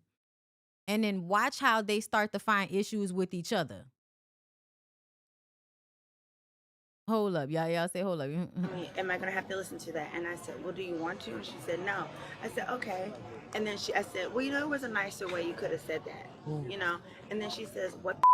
She's like, you don't talk to me. And I was like, are you okay? From that point on, she said, who the do you think you are? And so I said, that who the fuck do you? I believe everything that Porsha's saying. They're both saying the exact same thing. They're both doing the exact same thing, but they are finding the place that they want to lean into their victimhood. And I'm just saying that I agree with Porsha that that's probably a hating, racist old white lady that made a big deal out of you being an entitled celebrity. But you are in fact an entitled celebrity. So there's that. That's just, that's where I'm at with it, y'all. I can see I can see both people's sides in one way or another, but of course, I will always side with the lesser of the two evils. And to me, Porsha is the lesser of two evils in this situation because that white lady really is doing the most talking about Porsha was trying to kill her and all of that. Like, girl, give me a fucking break. Thank you, Saltwater Daughter, for the super chat. That lady was exaggerating. There's no way the FA would have allowed her phone to play for 25 minutes. No way. Okay, I believe you. I believe it was probably 20. It was probably 5 minutes or less. Or either way, I just believe that Porsha did that shit. Cause Porsha seemed like the type of person that don't think about nobody but herself. Right? Like you just loud and aggravating everybody. Okay, so let's move on from there. That's the developments. Okay. Let's move on to an update. Okay. And I love a good update like this. So matter of fact, where is like, let's go here first. Let's go here so that we can revisit this story. Okay. Now that y'all know this is Hyman versus Wiener. Trans woman's locker room war. Singer clashes with state senate. Let's listen in. I've read a lot of your bills, and like you said, there are bills that need to be opened up, and I'm telling you now, millions of women across America are being harassed and sexually assaulted in locker rooms. I'm a lesbian black woman. I'm not transphobic. I'm not homophobic. And I do respect a lot of the things you've done. But I do see a lot of these bills that you've passed that are dangerous for women and young children. And I understand that you're trying to be on a level playing field. And I'm here to represent my community because I hear a lot of things about my community in these bills. And I'm telling you as a woman, first and foremost, that this is dangerous and we need your help because you're in the office, you're going to go in the Polisky spot. I want to support you. I have millions of people behind me watching this right now and we want to know, are you going to protect women? Not trans women, women. Trans women are different things. Women. Listen, we need to protect women's safety. I was assaulted. No, they are not. They are men. I was assaulted by men. He broke his wife's jaw so bad she needed reconstructive surgery. I'm a lesbian. I'm not transphobic and I'm black. So if there's another black woman in here who wants to tell me how they feel, please join in. But all of you are not. And I don't know who you are, what you are, but I'm a lesbian and I'm telling you right now, men are harassing women in the locker room. Okay. So let me tell y'all right now, first of all, I have a lot of respect for her for the way she handled that situation. But I also feel like the issue that I'm having with this is that I don't believe that these are trans women. I don't believe that these are trans women. I believe that these are men taking advantage of the fact that we are now allowing for this inclusivity. And to me, what I would prefer for everybody to do, see, this is why like we didn't necessarily need to make any of this laws. Because if you was passing, then you coming in the bathroom and ain't nobody saying shit because you passing. But if you're not passing, and to me, yes, a lot of times it's trans maxers.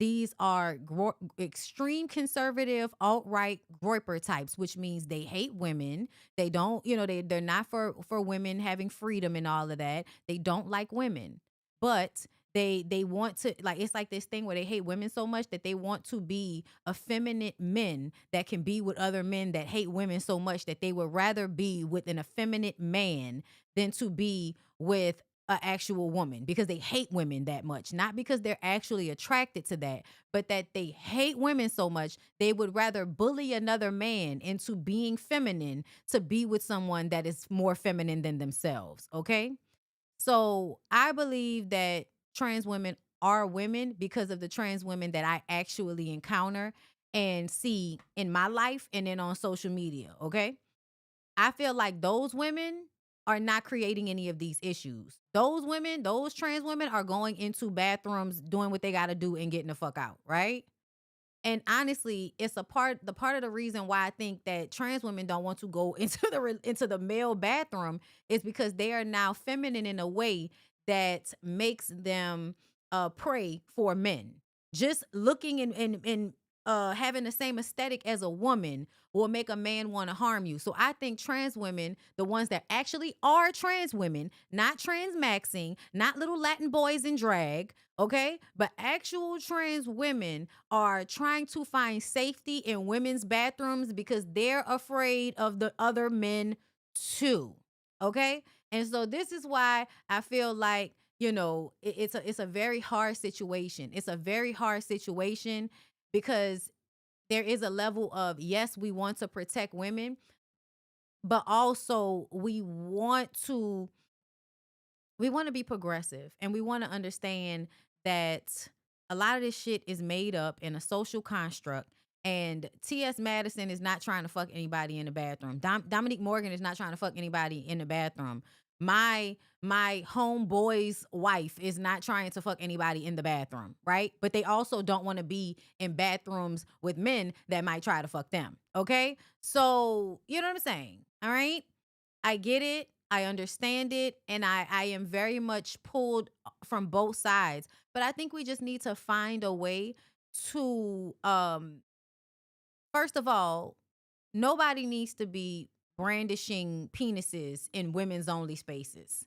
Meaning that if you are a trans woman in a woman's only space and I see your dick like if I see your dick, meaning that you are undressing in front of us all and you got titties in the dick and I see your dick, then you can't be in here no more. If I ever see a dick, you can't be in here no more. Okay? You need to go into the bathroom and hide your dick from us because this is a space for women. And honestly, women are not supposed to have dicks. Some of y'all still do, and I honestly don't want trans women to be out here cutting their dicks off. I don't.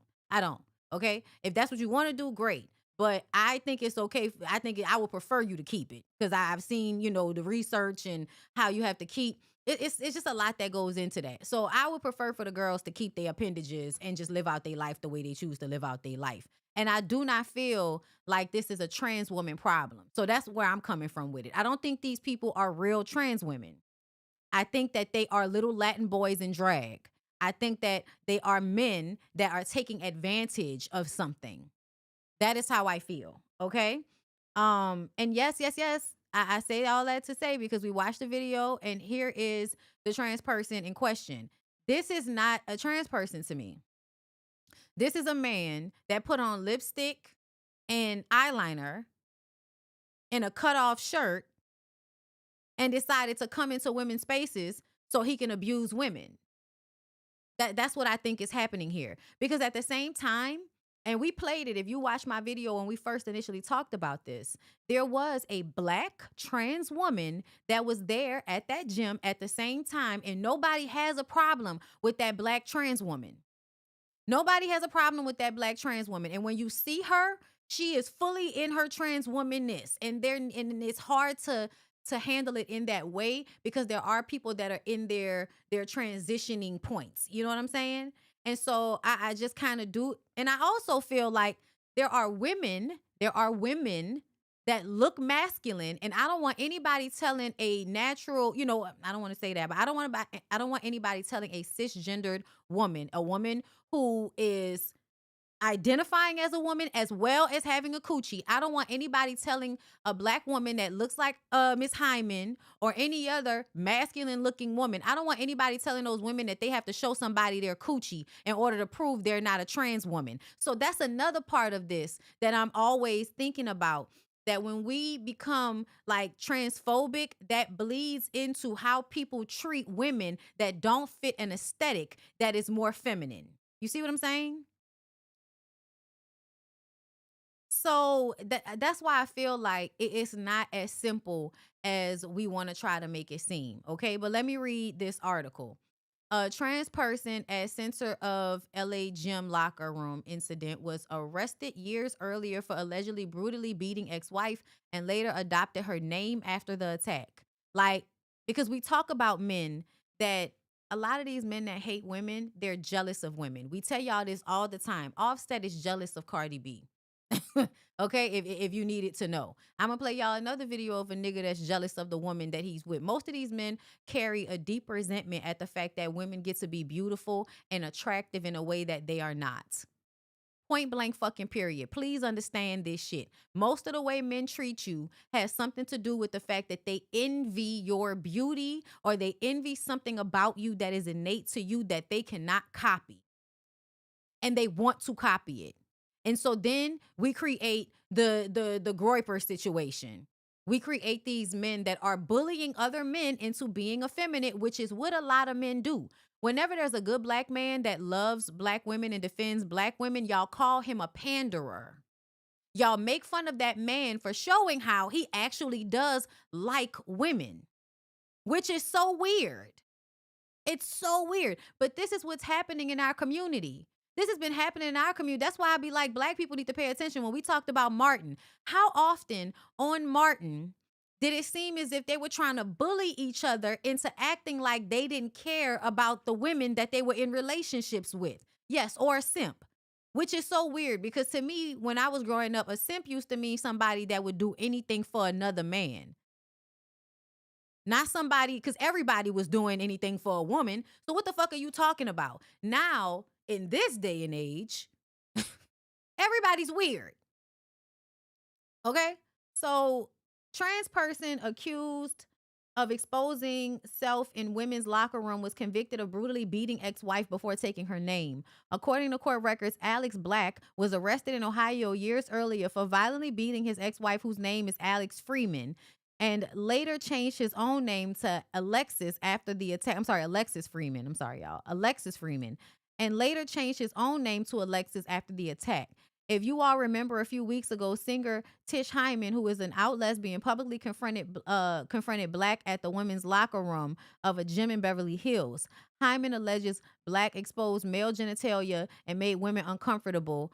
Hyman was kicked out of the gym as a result. So I feel like people should have enough common sense, and we should have cameras in these places, so that if a so-called trans person exposes themselves, they should immediately not be allowed back. Period. That's how I feel. Okay. But I also, like I said, I feel like it's a catch-22. It's a situation where you have to be careful because being too transphobic does harm actual women that don't fit a soft aesthetic. I'm from New Orleans. I know a whole bunch of women that's hard in the fucking face. Okay? That if somebody decided they wanted to be racist against a Black woman that might have a strong face or strong features, they can call her a man and stick police on her and say she's a trans woman. And then she would have to prove that she has an actual vagina in order for somebody to not accost her. Do you see what I'm saying? I know nothing means the same thing anymore. But pussy envy is very real. Very, very real. Yes, anyone exposing themselves, but like also if I'm in a locker room and people are changing clothes, I'm not going to lose my shit if some woman's titties are out. You know what I'm saying?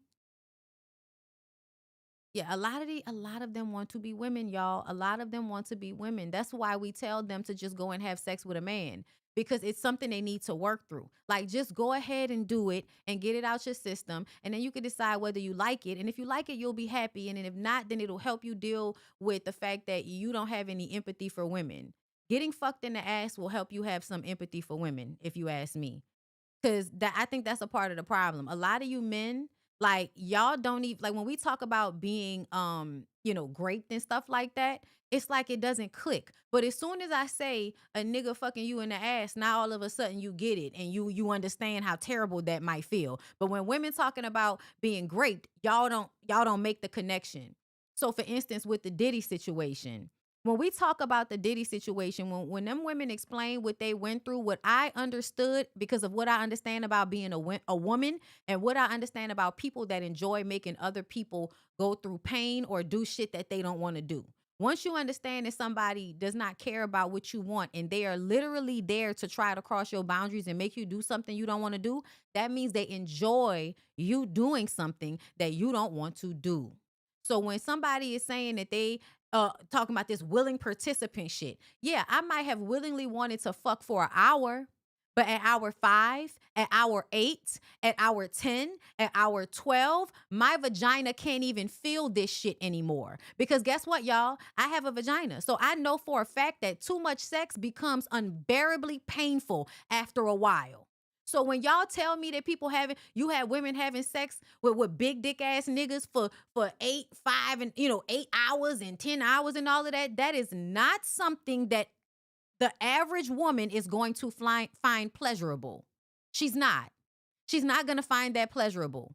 But you know what I do understand? That the man that's making her do it is getting turned on by the fact that she doesn't want to do it.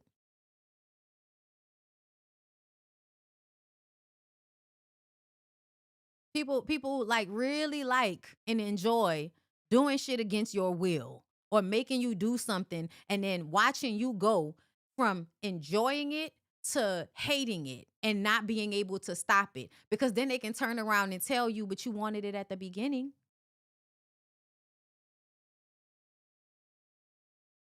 Yo, you got to understand some of this shit, man. You got to understand some of this shit, bruh. People don't just do stuff like that to people. Something has to be wrong. Something has to be wrong, y'all. So let's move on. All right. I definitely wanted to do this. I definitely wanted to do this one. Okay. Hold up. Before we get into this, let me read some of these comments because I'm kind of enjoying. Okay, hold up. Let me make the comments bigger on the screen. I need to design this to be a little bit better, like a solid background or something. Can I do that? Is there like an opacity that I can, you know what I mean? Like I wanna make it so that it's a little. Hold up, y'all. Mm-hmm. People get ready. There's a change. Don't need no ticket. You just thank the Lord. We have faith in the days on high. There's hope for all. Mm-hmm. People get ready. There's a change coming. Picking up passengers coast to coast. I can't do it right now. Okay, that helps. To hear the diesel humming. Don't need no ticket. You just thank the Lord. Listen, y'all leave me alone. Okay? Because the way them old niggas used to make a song about being in hard times that I will go visit for the rest of my life. Okay, hold up. Okay. All right. I just want I just was talking about this topic because I seen a post on Facebook that said if we living together, we better be smashing every day. The post was made by a man, of course. Yeah, that's weird. That's weird. I'm not having sex with you every day. I'm only having sex with you when I want to have sex with you. And if you have a problem with that, then you can use your hand or you can go find somebody else to have sex with you. That's all. That's always an option. That's always an option. You can always go find somebody else to have sex with you. I'm not one of them ones that you could like try to, you can't Kimmy me. You can't Kimmy me, motherfucker. Okay? Gotten bitches out here scared that I ain't let nobody get my man. Girl, please. Please. The fuck? Then after you've been violated in that way, you're not looking forward to it the next time. So now you're subjected to ongoing uncomfortable sex. Listen, shit be torture. And these niggas be up here talking about willing participant. That's why I hate that they taught you niggas words. Some of you niggas, I hate that they taught y'all words. Because people that don't do any real investigating on their own just repeat that stupid ass shit. Oh my God. Whenever I have people in my real life repeating some of this stupid shit to me, I be like, oh, not you too. The fuck? Right, who I am and what I stand for, it can't survive in this space. So, then for me, I just had to understand that when it was over, it was over. And I think that was the realest thing, like with me and her, that when she came to me and she said, it's hard being your wife. I have to be somebody who I'm not. And I said, well, you got to be who you are. What did she have to be that she wasn't? Well, a wife. Like with me, it came more traditional. Yeah, I'm more traditional. Okay. So apparently people are slow. I think that Delicious deleted her comment because when I first saw this, Delicious was in the comments and she basically said something was her being sarcastic. Like, you're right. I was a terrible wife. I never did anything for you. I was never there for you. I was just out here being the worst fucking wife ever in life. We've been divorced for 3 years. Can you please leave me alone now? You're right. I was the worst. She was being sarcastic. People did not understand her sarcasm because niggas is retarded. So I think she deleted the comment. But this is what, like, hold up. Do y'all see this comment? Hold up. Let me move myself over here. This comment right here from Vicky Irvin says, honest conversation with no bashing. That's how you do it. First of all, bitch, if you heard no bashing, you can't hear. When he said that she just couldn't do things and they asked what she couldn't do and she said be a wife. He said be a wife. So what do y'all think being a wife is? Because I want to be very clear. When y'all say shit like, I don't know why you thought a reality star was going to be a wife. I don't know. That's ridiculous. That's ridiculous. Another thing is, I'm going to tell you why Raymond Santana never wanted a traditional woman with his lying fuck ass. It's because you could tell he did not want that, not only because of who she already was, but because he moved into her house. And I don't know how old Raymond Santana is, but my daddy, who I just showed y'all, okay, this nigga right here, was born in 1948. So when you want to talk about traditional, just going back that far back is more traditional than anybody is right now in 2025, right? My dad was considered traditional in that respect. Do you know what my daddy would never have done? Never have done? Moved into a woman's house. Because that's not what a traditional man would do. Hey, you can thumbs me down all you want to. You are not traditional moving into a woman's house. That's not traditional. Do you know what traditional men do? Traditional men say you can either keep your house and rent it out or do whatever you want to do, but we're going to get us a house together that's for both of us. Or you can stay at your house, I'm going to stay at my house, and then we'll just kind of travel in between homes. You come by me, sometimes I come by you. But what we're not going to do is talk about wanting a traditional woman and then moving into her fucking house. I'm going to let him finish. Traditional. So it came with, she's not traditional, and No, I said my daddy was born in 1948, and I don't know when he was born. But if my daddy is born in 1948, my dad is more traditional. And what I understood about my dad is that he would never have moved into a house with a woman. He would never have moved into her home. She could move in with him or they're going to get a house together. But he's not moving into a woman's house. a lot of things. I didn't ask you to make a lot of changes, but it comes to a certain point in your life with maturity that you make those changes on your own. And if I'm still growing and I don't see you growing. So he says that he was growing and she was not growing. And the kids are growing that's with us, right?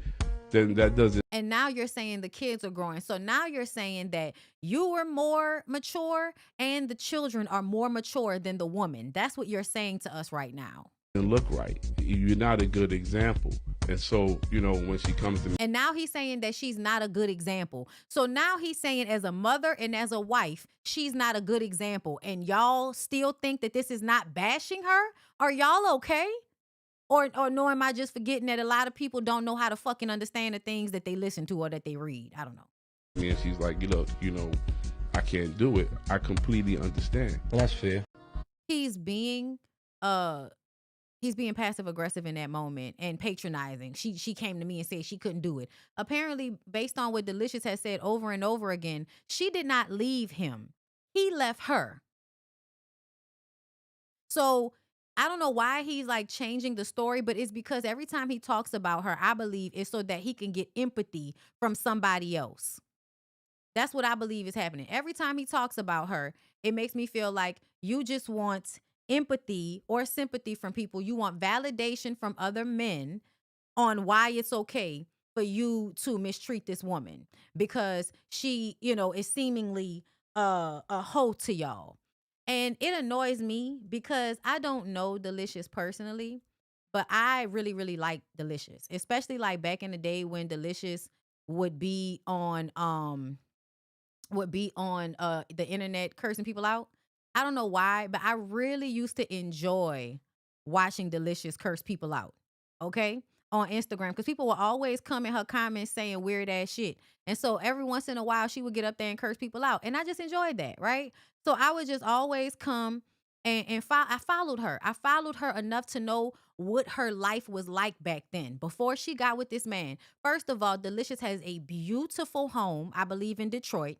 So I would love watching her because her house was always really beautiful. Her and her daughters and her nieces were always doing these little dance videos and stuff. They were always cooking on Sundays and having these big old dinners. Like, we actually got to see what was going on in Delicious life on a daily basis back then. So I feel like what I understood about Delicious was that Delicious minded her business and went to her jobs, took care of herself, made sure she had a very nice lifestyle, and took care of her kids and her family. It would be her and all the women in her family all the time at her house. Delicious worked the radio station in the morning, so she used to work every day early in the morning, okay? And then she, on the weekends, she would travel and go, do club appearances that she was being paid to do. And we would get her doing the walkout, showing her ass the whole time she gets to the car. And y'all know the bitch is fine. So, of course, people want to see her ass walk into the car. She would always put on something sexy or something beautiful and be going to get in a car. And we would just see those shots all the time. By the weekend is over, that lady is back in town, making sure her kids have whatever they need, cooking food, and going to work Monday through Friday. That is what I saw from Delicious when she was single, when she did not have a man. So what that told me is that she's a woman that's taking care of herself, not dependent on a man. She is a woman that is there for her children, and she has created a stable and peaceful lifestyle for her and those children. Now, the problem that comes in, because women always be, for the most part, women will be having their shit together, and then here comes some fuck-ass man. If y'all watching Real Housewives of Salt Lake City, that same situation happened with the Britney chick. The girl was talking about how her mama was the best fucking mom until she got with that nigga.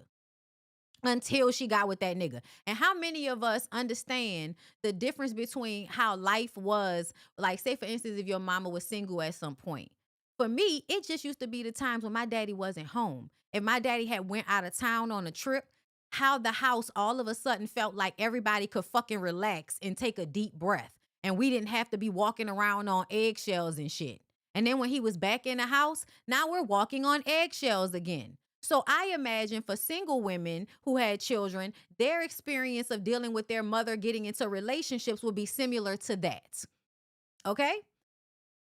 So even bringing him into the house, to me, doesn't necessarily come off like that might have been the best situation for her.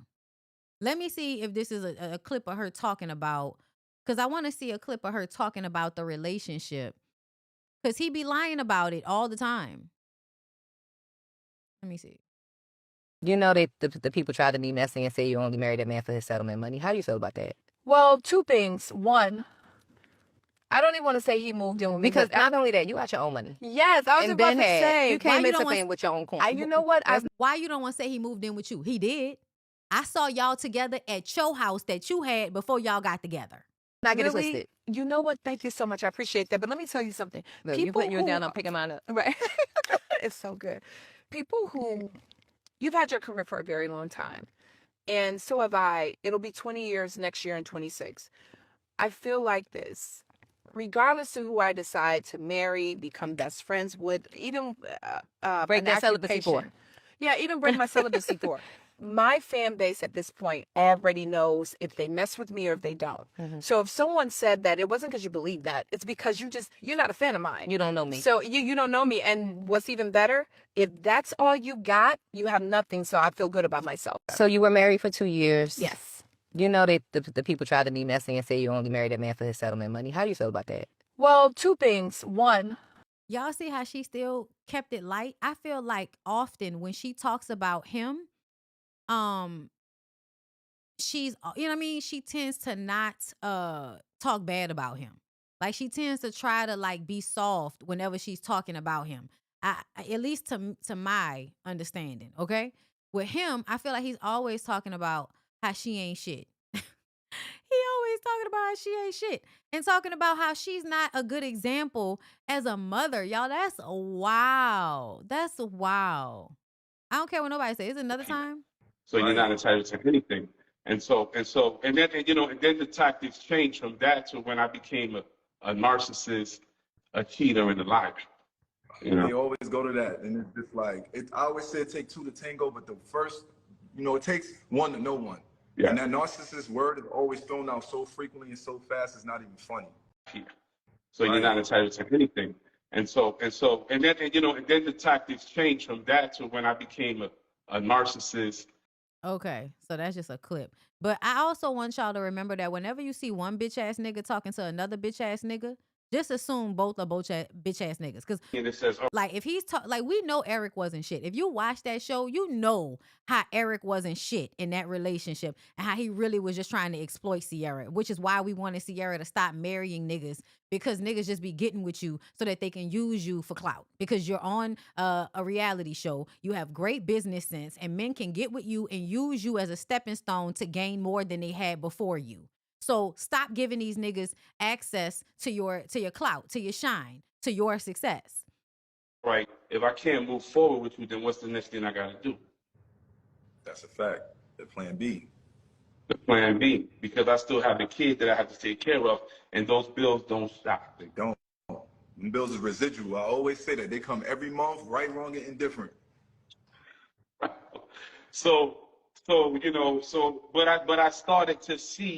But I started to see the behavior started to change. I started to see the shift in the energy. And so I knew that person was no longer with me, right? And so, I confronted that, I confronted my partner. I confronted her several times. And I said, look, I see it. You're not here no more. You just have to be real with yourself. Right. Is this what you want to do? Are you ready for this? And so, then came when, we had the conversation, we actually sat down and because I knew already that I was being cheated on. I already knew that there was infidelity in the marriage. No matter what they said about me, I never cheated, right? Right. I never cheated. I never stepped outside of my marriage. And there was a lot of people that was in this circle who were there. They know the truth. And so at the end of the day, when you decide that you don't want to be a part of it no more, I gotta accommodate. Right. Right? I'm an understanding person. I know what it's like to be in a struggle. I know what it's like to come from hard times. I know what it's like to fight, to be a fighter. And if this ain't for you, then it's just not for you. But it still has to move forward. And so for me, it wasn't no bad blood that we decided to go our separate ways. Right? It wasn't. It became bad blood when when you start calling the police on me, right? when you try to call the police on me, you know, when you take me to court, because now you think that you're entitled to some of my money, or you think that I owe you something, right? And this is all documented. I don't gotta lie. You do have to lie. You do have to lie. I would love to hear her tell us what she went to court for. Cause I highly doubt this lady was trying to jip you with some shit or get over on you. And to be honest, because you moved into her house, weren't you like taking from her? Like, oh, so you was paying the bills at her house or what? And to me, it sounds like he's saying that he wants to make sure that he could get something from her that she can't get anything from him because, oh, I got to take care of these kids. I got bills. Nigga, what? You was living, exactly, you were living in her house. Was an actual court date. It's all documented. There's a police report. There's all that. And so now, you know, when you decide that you want to go your separate way and you want to go who be, and it says, all right, if I can't. Okay, hold up. Let me see if I can find some other stuff. Because I remember when they were on marriage boot camp. Let me see. Is it marriage boot camp? I can't remember whether it was that or one of them other shows. Let me see. I just want to see if anything comes up that was actually from the show.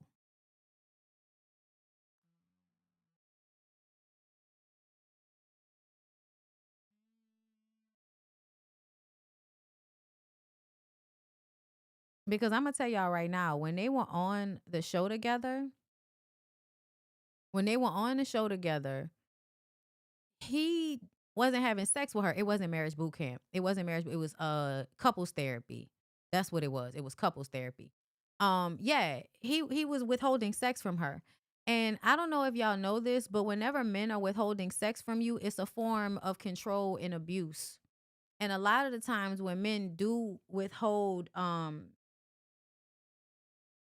whenever they withhold sex from you, is because they're trying to push you in a corner. A lot of times men really do like to push you into cheating so that they can find a reason to blame you. Like they want you to fit the image that they are building for you. It may not be exactly who you are, but they absolutely want you to fit that characteristic. So they put you in situations in order to get that out of you. Marvin Gaye did it to his wife who was underage, who he married. He convinced her to have a relationship with Frankie Beverly of Maze.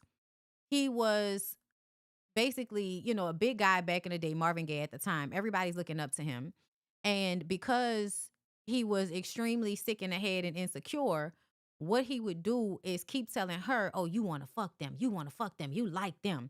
Like keep saying over and over and over again that she wanted the men who he viewed as his competition. Right? Y'all, I'm going to have to find it another time because I don't see nothing else. But, oh, look at me. Look at me on Tasha K. I look cute. Yeah,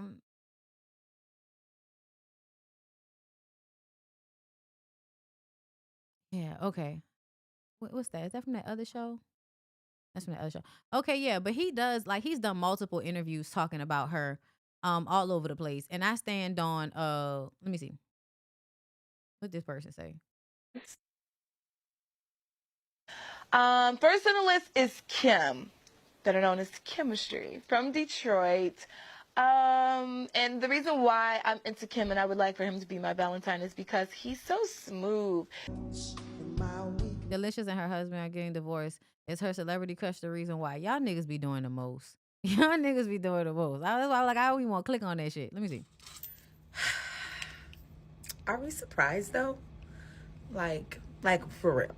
Like, all kidding aside, all joking aside, are we surprised though? Like, no, I'm never surprised when people get divorced. What? Come on.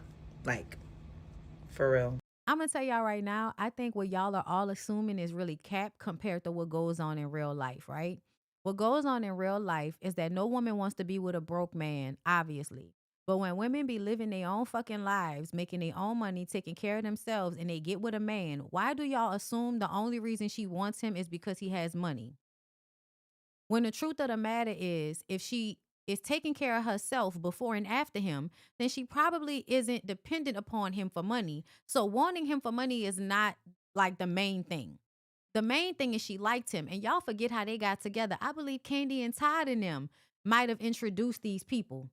And so if I get introduced to a man through my friends, that means I'm automatically assuming that he's on my level and he's a nice guy. I'm getting to know him in a different in a situation where it's our friends, we're all meeting up, we're all, doing couples things and we're double dating. Like that's somebody that's actually getting to know somebody and trying to be with somebody. That's not somebody that's just trying to be with someone because they may have money.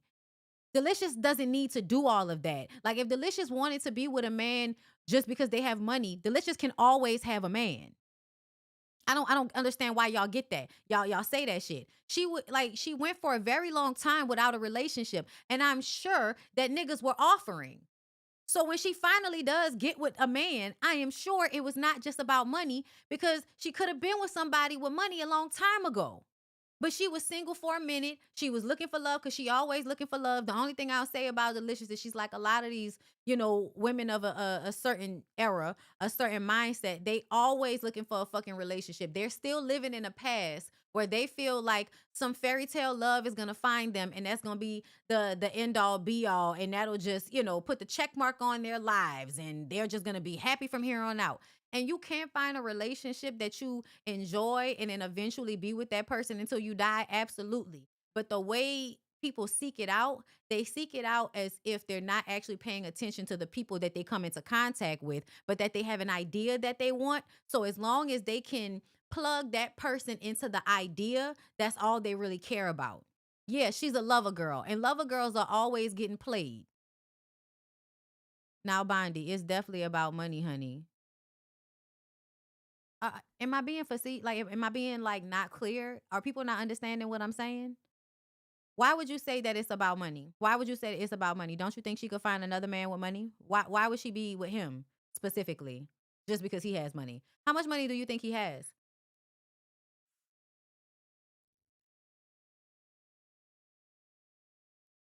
I be trying to understand. Like, let's talk about it. Let's talk about it. If I just said to you that she has her own money, and that if she just wanted somebody for money, meaning if that's the only reason she was ever interested in him was because he had money, then why would she have waited to be with him? Why would she wait to be with somebody that's been institutionalized, and she has to wonder if he got fucked in the ass when he spent 5 years in jail for something that he did not do? Why would I want to deal with somebody that has all of those hangups? Because any man that's been institutionalized is difficult to deal with. They're defensive and they have issues. So why the fuck would I want to be, if all I cared about was money, why would I be with somebody who is institutionalized? I'm just saying.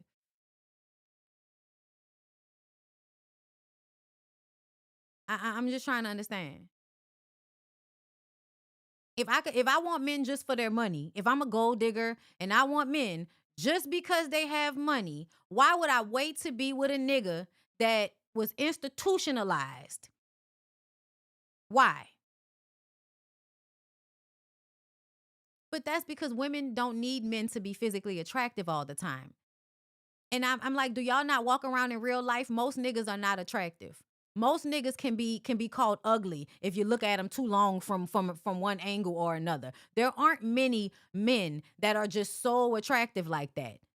Women find men attractive. That's why they're attractive. They're not attractive on their own. They're attractive because we assign certain things attractive as women, like dark skin, pretty teeth, being tall, locks. We assign those things as attractive. But a lot of women are with men that are no taller than 5'11", with big ass bellies, terrible attitudes, and stank breath. And not all of those men have money, because most men in the world, or especially most men in America, are not making a lot of money. I just feel like people aren't being real. I feel like people aren't being real.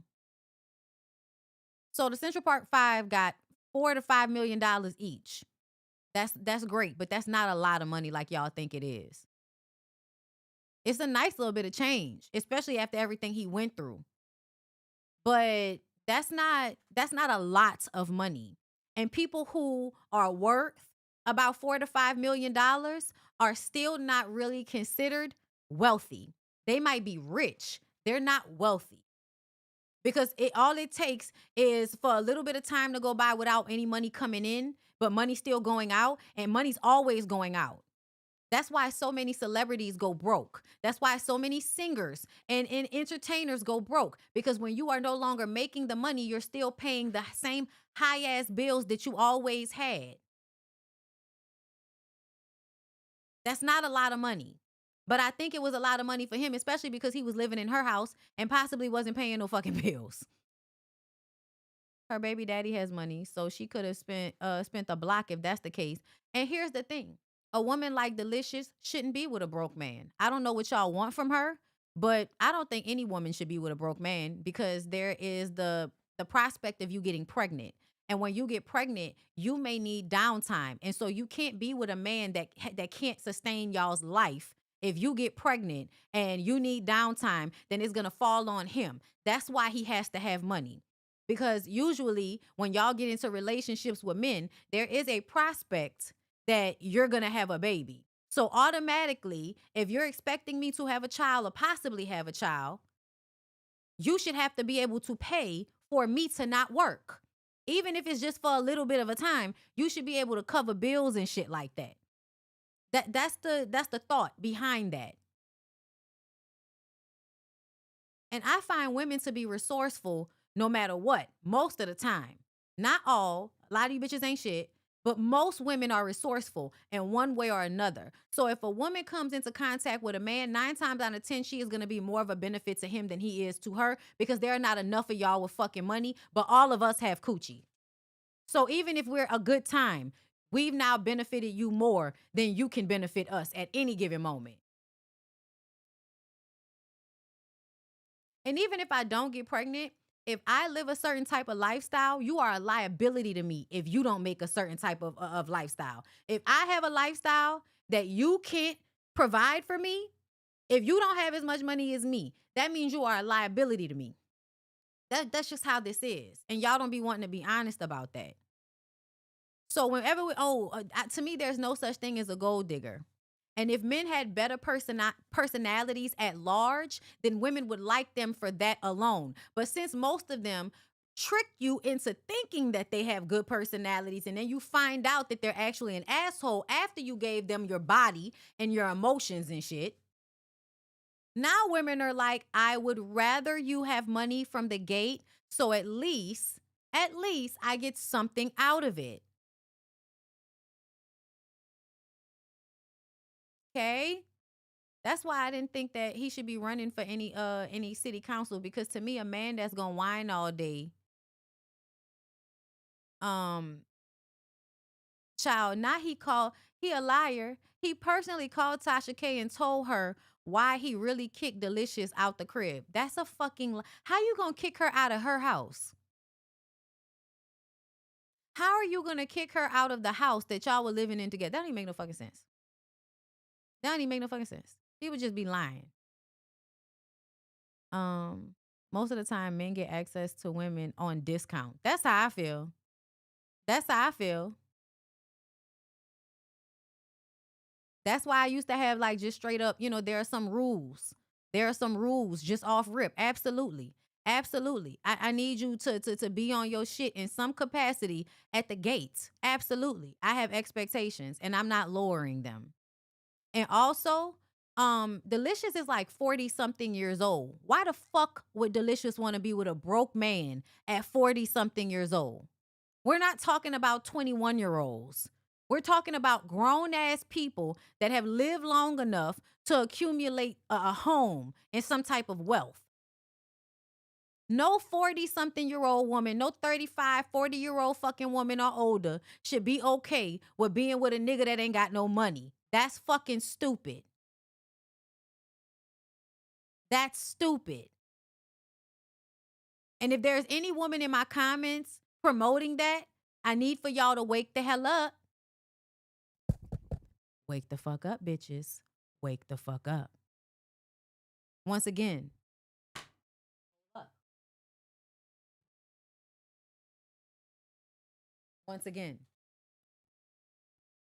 down below in the description box, you will find the link because the community is not okay.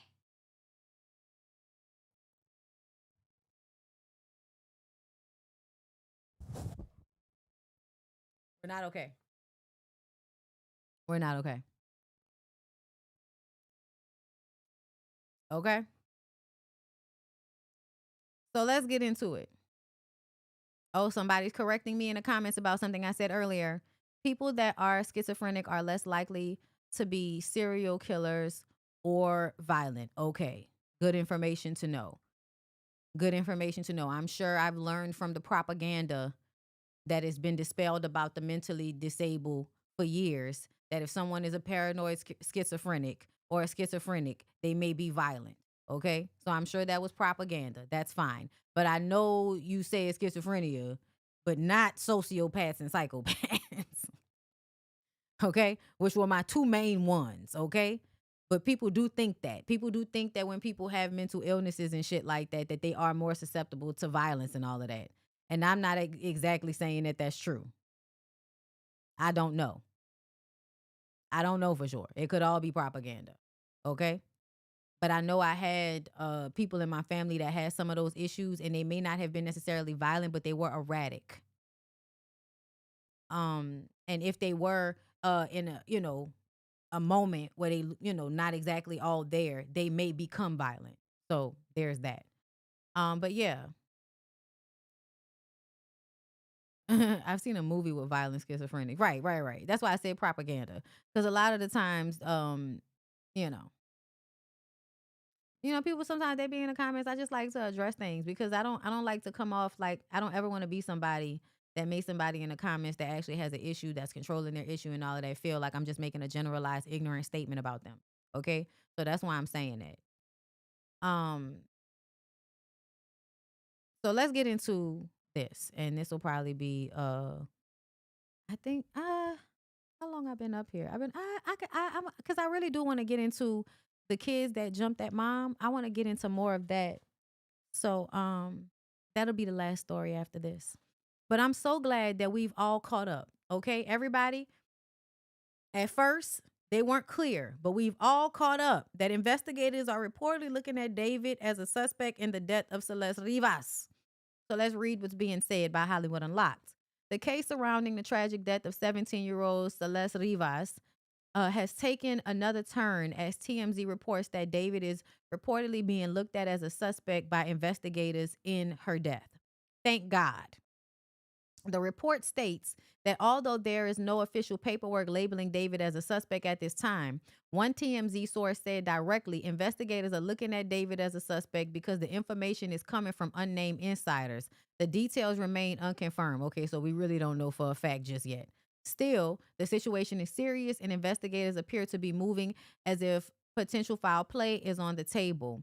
Her body was found decomposing inside the front trunk of a Tesla in early September, and according to TMZ sources, her condition suggests possible dismemberment, while toxicology reports are still pending. Now, that's what they said. I have another one.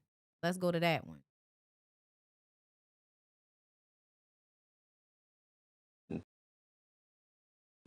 Not this one. Not that one. That was Tommy Lee. I thought it was a news story that I saved on this particular subject matter. Let's me scroll. Here it is. Meanwhile, TMZ reporting R&B singer David is now a suspect in the death of a 15-year-old girl. Oh, sorry, y'all. Coco McAvoy live in downtown with the latest on this. Coco. This new development comes 2 months after the grisly discovery of 15-year-old Celeste Rivas Hernandez in the back of a Tesla trunk, and LAPD officers have been investigating ever since. Now TMZ sources say the singer David is being viewed as a suspect, though there's no official paperwork saying so at this time. Here's some background on the case. Celeste Rivas Hernandez is the teen whose dismembered and badly decomposed body was found inside a Tesla at a Hollywood tow yard back in September. September. This after employees reported smelling a strong odor. When police arrived, they found her body wrapped in a bag inside of the trunk. That Tesla was registered to singer and songwriter David, who was 20 years old. David also reportedly lived just blocks away from where the car was abandoned before being impounded. David and Celeste are believed to have been in a relationship, according to friends of David. Celeste's cause of death has not been released, and police are waiting for toxicology results. TMZ says LAPD told them they are not close to making an arrest, but meanwhile, David has hired a very well-known criminal defense attorney, and this case has garnered national. Which is why there's been so much misinformation and weird shit going on as it pertains to this, like calling her a woman and aging her up to 15 when she died before her 15th birthday, which means she was 14. Also, their relationship started out years prior to this. So I think somebody in the comments said 17. He might have been 17 when their relationship started. I believe he's 20 now. Either way, I believe their relationship might have started in the first signs of somebody named David being in her life when she was 11. Either way, she is a child. And I'm going to need for people to stop trying to specify that 15 is an adult, because it's fucking not. 15 is a child. I remember being 15. I was still very much a child. Attention.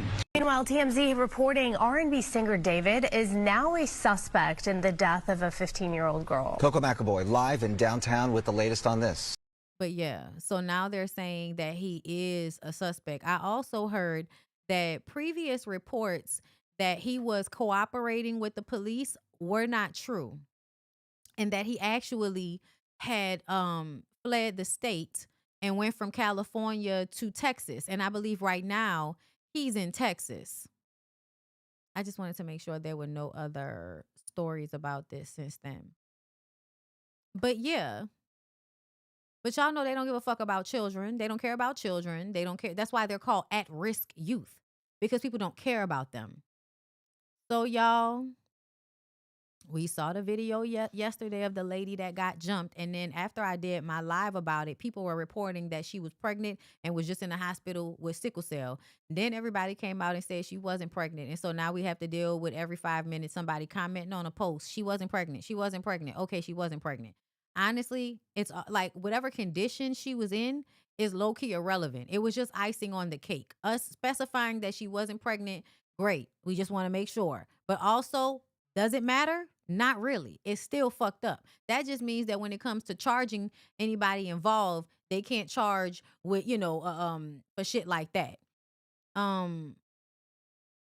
I agree that I think under 25 is a child. I do, especially because people who are in their early 20s sometimes think they are more adult than they actually are. And because I'm now older and my brain is now working differently, I can see how you think you're grown and you're not. So yeah. Just because you like 22 or 23, y'all think 24, even 20. To me, 25, you got to be about 27. That's when I fully see you as an adult. It's 27. Okay? But anyway, meet the parents. Okay? Dun-dun-dun-dun-dun. Meet the parents of the notorious elementary gang that attacked Miss Hatter and her kids. To these parents who need to be evaluated for fitness and Orville Bridge administration allowing this gang to terrorize and harm others. So yeah, these are some of the people. So when I said that I blame baddies, I don't know why people took that as, especially in the video that I did. In the video I did, I said I blame baddies because it creates the visual for this, right? If everybody knows that they can get clout from fighting on the internet, because currently Zeus Network is paying any girl off the street that's willing to fight on camera and look a fool for some money, a job, and access to clout and social media fame, that's a pipeline. If your kids are seeing this, and they don't always have to have a subscription to the show, because clips are shown repeatedly over and over again on a fucking cell phone. Cell phones make things more accessible and easier to engage with and see more often than something on television or something I have to go and find. So even back in the day when we had World Star, you had to go and find World Star. You had to actually go and type it into the website to find World Star. Bad Girls Club was on WeTV. I'm sorry, Oxygen. Oxygen. Everybody did not have Oxygen. Everybody's parents did not allow them to watch Jerry Springer. I need us to understand a few different things about this scenario. For one, children have always been bad like this because children have always been abused. Children who are abused act like this. Either they're being neglected or they're actually being abused themselves. This is why I say that physically harming your children as a way of discipline makes them violent. Because they think how you handle things is through violence. When we were growing up, that was subculture, meaning that it was not mainstream. Meaning that you're not seeing it all the time like that. You had to go look for it. You had to go find it. It wasn't just on your timeline like this. We lived in a different time. However, even when things like this did happen, I absolutely experienced my little cousin. I did not know. I don't think I was there this day. But I know shit like this happened because it happened to my little cousin. They don't like a girl at school. And so everybody's catching the bus, right? They don't like the little girl. They follow her when she gets off the bus and follows her to her house and tries to jump her in her yard. That happens a lot. So when everybody is talking about, oh, we didn't do shit like this, you may not, because I didn't either. I don't like bullies, and I would never take part in jumping somebody because I don't like how that feels to me. That feels fucked up to me. But essentially, I absolutely saw it happen in real life before social media, before it was mainstream, before girls can become famous for getting into fights on social media and it going viral. Okay? So please understand, and to me, even with reality TV, yes, that also adds to it. That adds to it. People wanting to be argumentative and thinking that, they should be more entertaining than, acting like a normal fucking human being that has to care about how they're interacting with a person because they want to have a relationship with that person. So I'm not going to be treating you like shit just because it's entertaining. Because, and that's what happens on reality shows. You treat people like shit for entertainment. And in real life, when you care about relationships, you don't treat people like shit because you care about the relationship. Okay? Yes, reality TV is also a part of the problem. However, I need for y'all to understand that there is a fucking difference. There is a difference, y'all, between making people famous for bad behavior and us just fighting out of the violence and the survival mode that everybody has been in because we live in a fucked up society that doesn't care about women and children. So when society doesn't care about women and children, they feel that. They feel that. Then they don't give a fuck about themselves and they don't give a fuck about nobody else. And now all y'all care about is money. Once again, money is y'all's God. At the end of the day, people can talk all of that shit, but they will never pass up on money. And everybody's favorite saying is that if it don't make money, it don't make sense. If it don't make dollars, it don't make sense. If it ain't about my money, I don't care about it. Okay. So then understand how you put money before everything, which means if we're in survival mode and we're struggling and we all value money above everything else, I am going to be okay with performing bad behavior so that I can get money, access, clout, what have you, that will help me out of whatever survival mode I'm in. That's why baddies is a problem. Not only is baddies a problem for the people that watch it, but let's talk about what I did. I posted a video about, okay? And that's that apparently Lemuel is connected to the Israeli government because his father is a pastor of a church. Hold up. Lemuel, Israel. And I need for y'all to understand, okay, and I might get in trouble for saying this, but I need for y'all to understand that what Israel is trying to do in the world right now is create basically get as many people on their side as possible so that they can be the last world power. So when y'all see all of these celebrities and shit talking about Israel, please understand that is because they are there to make the people that don't know what the fuck is going on, like they're there to pull them over to their side. Conservatism and religion is another way to get people on the Israeli side of things. Okay? I need y'all to understand what's going on right now. Okay? So Lemuel, hold up. I didn't put it in there right. That's why. But Lemuel Plummer, and I wanted to pull this up for y'all. Lemuel Plummer's connection to Israel is through his father. Okay, hold up. I didn't, of course they named him something out of the Bible. Of course. Even more so to understand who he's being raised by. Okay. Give me the AI mode. It makes it happen. Okay. Lemuel Plummer's connection to Israel is primarily through his father, Bishop Glenn R. Plummer, who lives in Jerusalem and serves as the first bishop of Israel for the Church of God in Christ. Now, understand how that means this man has a life in another country. Yes, he was born in America, but a lot of people are called sleeper agents. A lot of people are implanted into African American or American society, but they are raised with the mentality and the ideals of people from another place. Lemuel has always reminded me of how sometimes Africans look down on African Americans, but they also infiltrate our culture and profit off of it, right?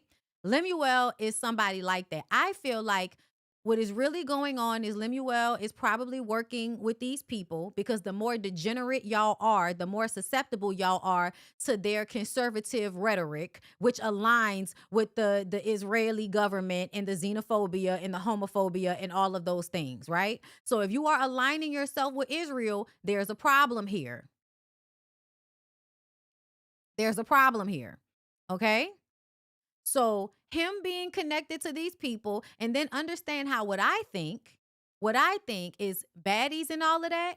Baddies and all of that is a way to make the African American community here in America more degenerate. It's a way to make y'all more ignorant. It's to make y'all rely more on your baser survivalistic tendencies, right? And when you are in that space, you can't elevate and see what's going on around you. You can't have a better understanding of your life and your surroundings and why things happen. So you will then be a part of your own subjugation simply by misinformation and ignorance. And that's what's happening at large. So now understand that Black culture is very influential. And so Lemuel is, I believe, somebody that understands that. They know that they have to make this shit look cool. Because if they make it look cool, if Black people are okaying it, that makes it cool. That makes it more acceptable. If Black people say this shit is cool, that makes it more acceptable. That's just how this shit works. Okay? They know that. So that's why you see Nicki Minaj speaking up on behalf of the Nigerians and all of that. Please understand that's some bullshit. There are people from other religions that are also being persecuted because people in general are being persecuted in Nigeria right now. But Trump's administration, if we say, just like they did here in the States, y'all saw how in the States, in certain places, nothing is going on. But if Trump says, oh, we need boots on the ground, we need to send the National Guard because all of this terrible shit is happening there. And then when you get boots on the ground, you see ain't nothing going on, but that's a way for them to come in and occupy the area. Yeah, that's what they're trying to do with Nigeria. If they can make this a whole, against Christians, if it's always against Christians, then that means all the Christians are going to back it because they feel like, and also Christians, y'all are innately being taught that people are persecuting y'all when you're the people that are persecuting everybody else. I'm just saying, historically, y'all persecute everybody else, not the other way around. So whenever I see that, I automatically know it's some bullshit. Okay? So understand Israeli government is a part of why they're taking all of your rights away.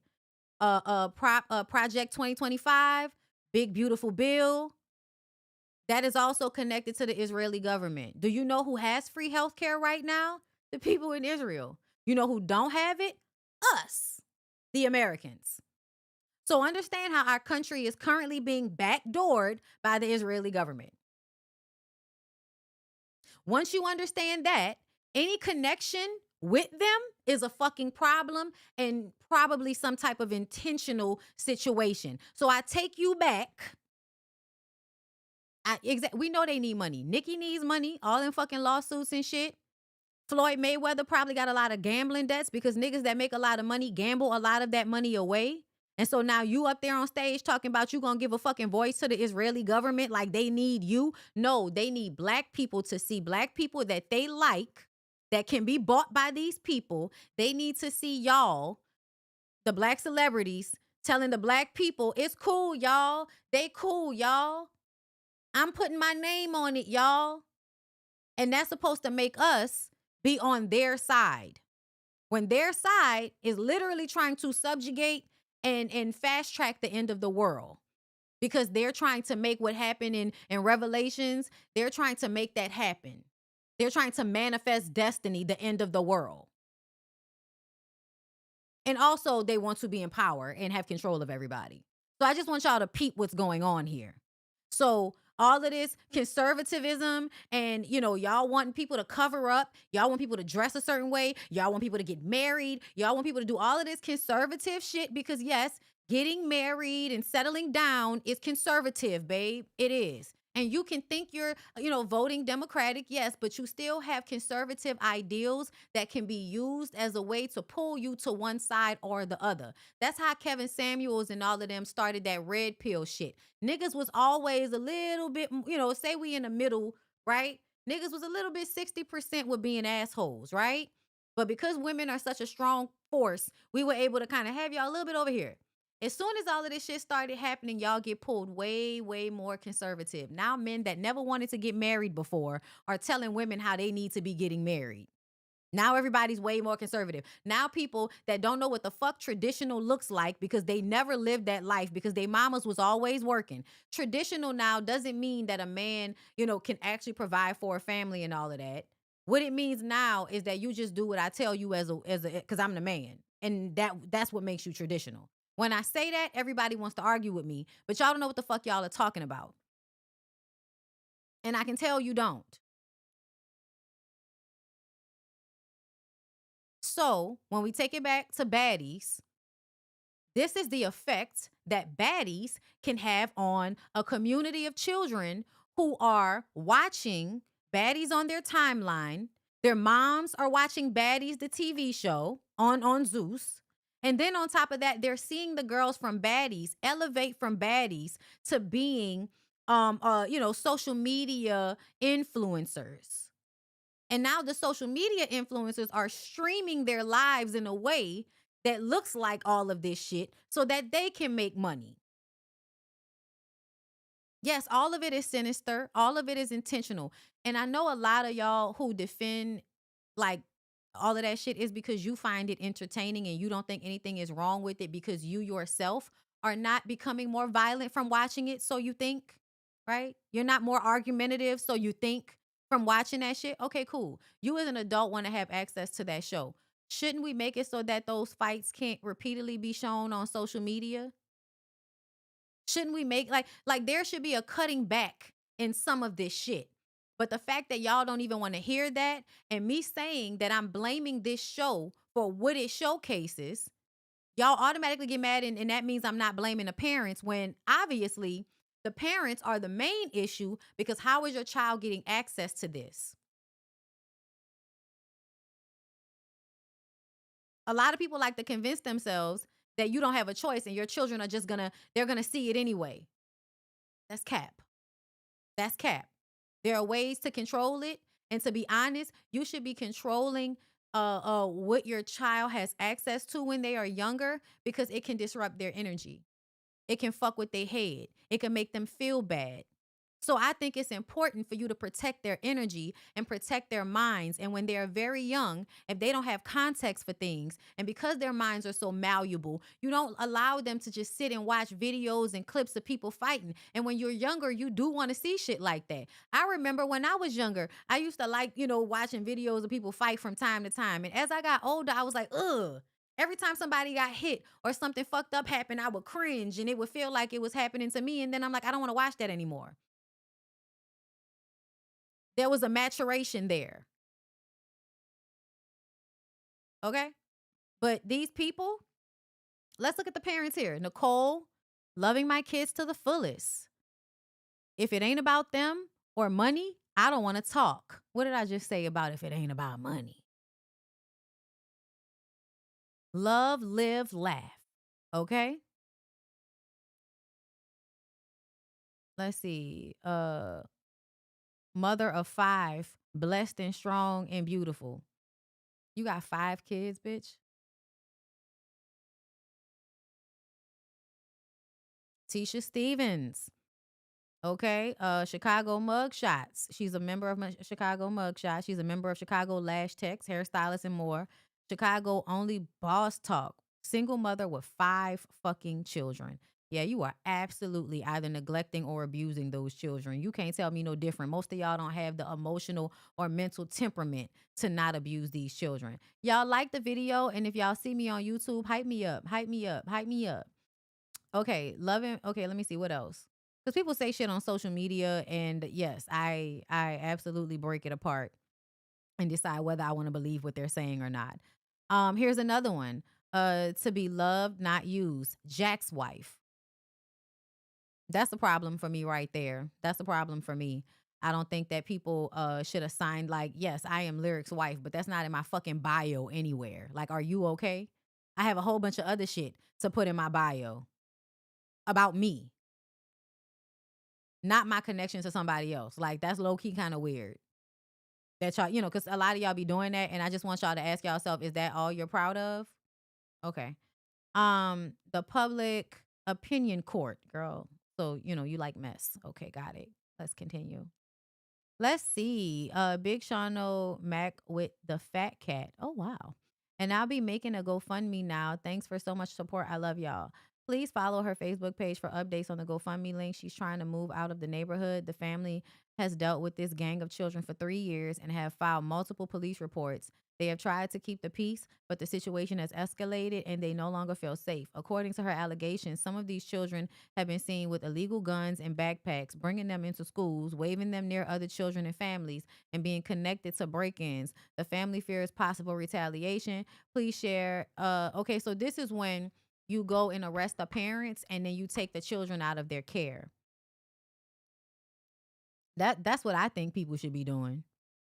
And also, I don't want everybody to keep blaming single mothers, because it takes more than a mother to have a child. Y'all love reminding us that we can't have, us as human females, we can't have babies yet without y'all. Okay?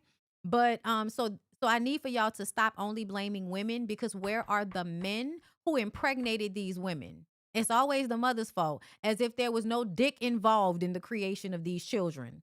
The men are failing them as well, because where are the men? The fuck? That lady just got jumped by them kids, raised over $200,000 in a new house already. Somebody send y'all kids to tear my ass up at McDonald's on Washington Road. Y'all play too much. Dozens of people came out to support a Southside mom and her son after a video of them being attacked went viral. That's crazy. Kids is fighting adults. Where's the parents at? Why are they being accountable for it? Video shared tens of thousands of times on Facebook shows the attack. You can see the woman being punched and eventually falling to the ground. Hold up. Bad parenting is far too common these days. It's always been common, to be honest. Y'all just weren't seeing it as much thanks to social media. Baddies is just ghetto chicks fighting. No, it's not just ghetto chicks fighting. It's also young women that have probably been abused, being pipelined into a system that exploits them, abuses them, and probably traffics them on the back end. It's not just ghetto girls fighting. It's not. It's really, really not. And I don't understand what's going on. Like, I don't understand how y'all don't see it, but okay. Where the assault turns even more violent. We've frozen the video here because it's too graphic after this point. We also blurred the faces of the people involved because they're minors and no charges have been filed. The woman's family was among those at Bright Elementary School. They allege the woman's son has been bullied for 2 years. And yesterday, as the woman walked her kids home from school, the teens turned on the mom. It's an outrage, and I just feel like we got to do better as parents, maybe a community, maybe as a school, and this could have been prevented if the school would have helped out more, the principal would have stepped up. Justice still need to be done. Something needs to be done to the kids that jumped on them. Dozens of people came out to support a Southside mom and her son after a video of them being attacked went viral. That's crazy. Kids is fighting adults. Where's the parents at? Why are they being accountable for it? Video shared tens of thousands of times on Facebook shows the attack. You can see the woman being punched and eventually falling to the ground, where the assault turns even more violent. We've frozen the video here because it's too graphic after this point. We also blurred the faces of the people involved because they're minors and no charges have been filed. The woman's family was among those at Bright Elementary School. They allege the woman's son has been bullied for 2 years. And yesterday, as the woman walked her kids home from type of justice. Chicago police confirm a woman and boy were seriously injured by a group of offenders yesterday afternoon and taken to Trinity Hospital for treatment. Some parents at the school didn't want to be on camera, but affirm a group of young people have been bullying the boy and others. That's disgusting. I don't got no words for it. My heart was hurting for her. In a statement, a CPS spokesperson says, in part, we are horrified by the attack on this family, and we are working collaboratively with city departments and agencies to provide support to the victims of this attack. That is the latest from the South Side. Leah Hope, ABC 7 Eyewitness News. Okay. Type of justice. And the sad part is whenever we see it, like whenever people like in real life say, y'all doing wrong by them kids. When somebody says, hey, you know what I'm saying, y'all need to do better. Or when they tell you, you don't need to have no fucking kids because they can already tell that your ass don't have the mindset that you need for this shit. Y'all get mad and y'all act like somebody said something about y'all parenting. And then when you think somebody said something about your parenting, now y'all like, y'all said something about my kids. Y'all said something about my kids. Yeah. I'm sorry, y'all. I had to see what I look like. I had to see what I look like. My bad, y'all. Okay. So this is another part of that. You know the whole city of Chicago looking for you, right?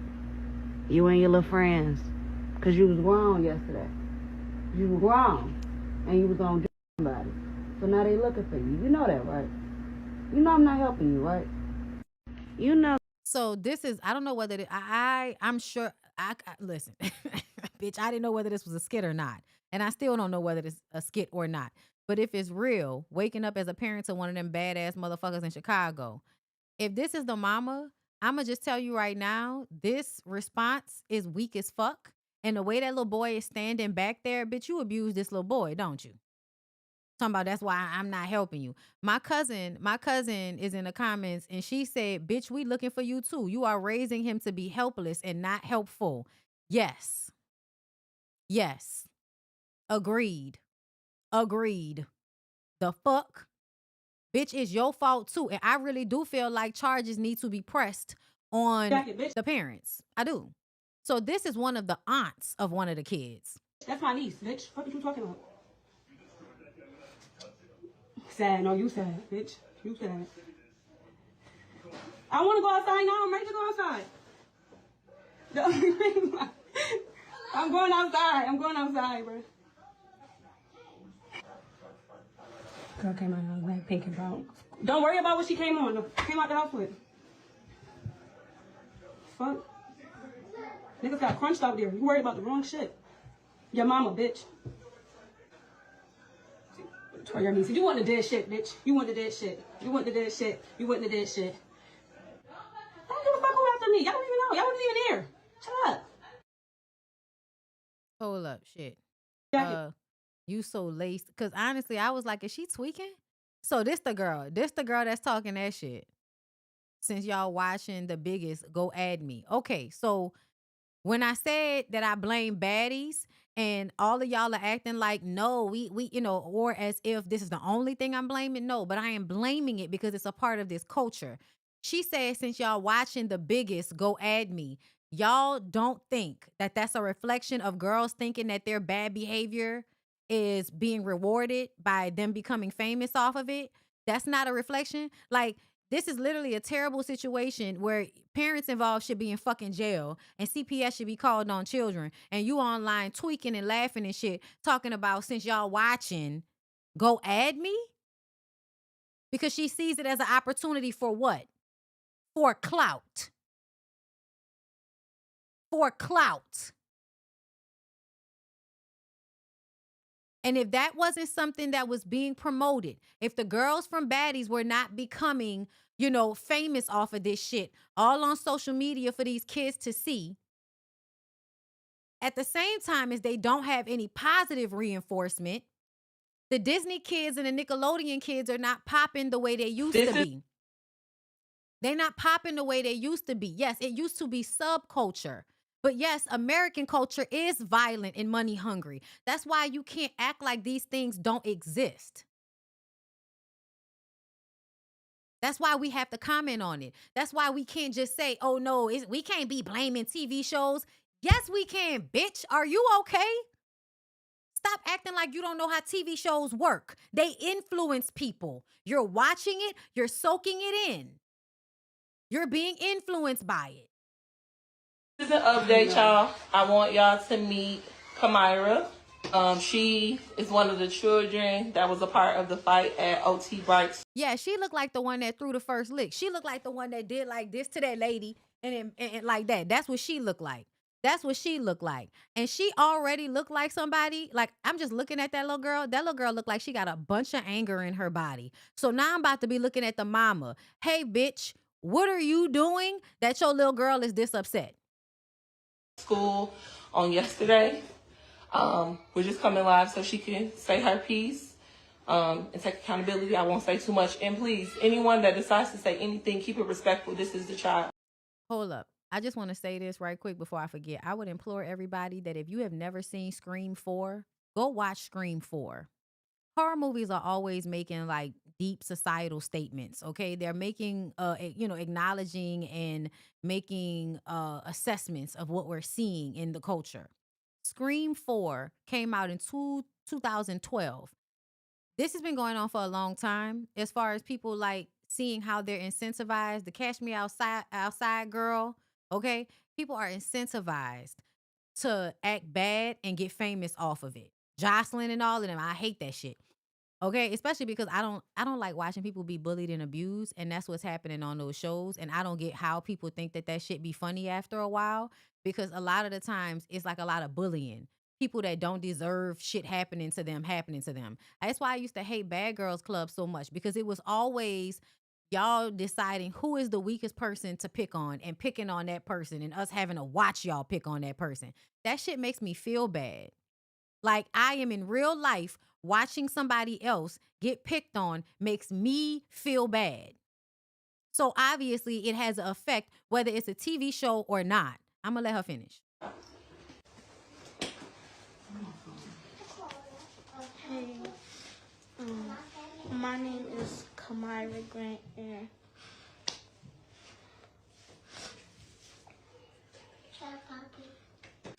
I was wrong for everything.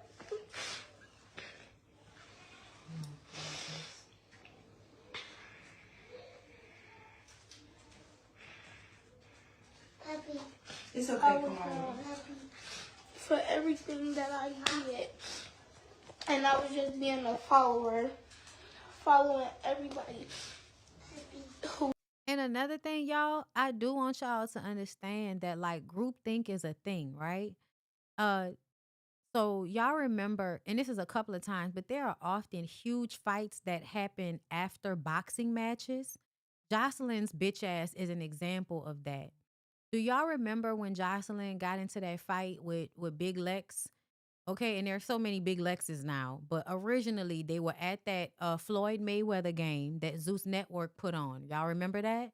And behind stage, Jocelyn looked like she was fucking tweaking, and her little gay homegirl, I forgot the girl name, but they were going around and they were like trying to jump Lex. Had her in a chokehold at some point, stumping her out with the gay girl Stacey Adams shoes and shit. Okay, do y'all remember that? What happened? When Tupac got killed, they were at a boxing match. Tupac beat somebody up. They jumped somebody right after the boxing match because fighting energy is very like what you call it? It's catching. It's infectious. Angry, heightened energy like that is infectious. Okay, and so when there are a group of young kids and whoever is leading it whoever's the loudest and is leading the shit, yeah, if they can get 1 or 2 more people, then those 2 people are going to get more people. And then sometimes people in the group are doing what the other kids are doing because they don't want those kids to turn on them. So it is a group thing where it is very much y'all are following somebody, and who the fuck is the little ringleader? Okay? But understand that, like she said, because y'all was saying that y'all felt like the little girl was pretending to like cry and she was trying to hold back a laugh. I don't think so. I'm looking at that little girl's face. I definitely feel like the little girl feels bad. And I think she feels bad because so many people are upset at her. Who don't even got nothing that I got. And I apologize for everything because, like, to me, she looked like she been crying. She looked like she been crying. Okay? And I still feel like she is a child. And so however she is relating to herself and to the world, I am still going to blame it on the mother. I am still going to, like, even if I'm pissed off at this little girl, I'm going to try to always remember her brain is not fully formed and somebody has been informing her on how she should act in this life, how she should respond to things. She looks like she didn't care. To me, she looks like she's embarrassed. To me, she looks like she's embarrassed and she's uncomfortable. it's okay. I gotta go through so much. But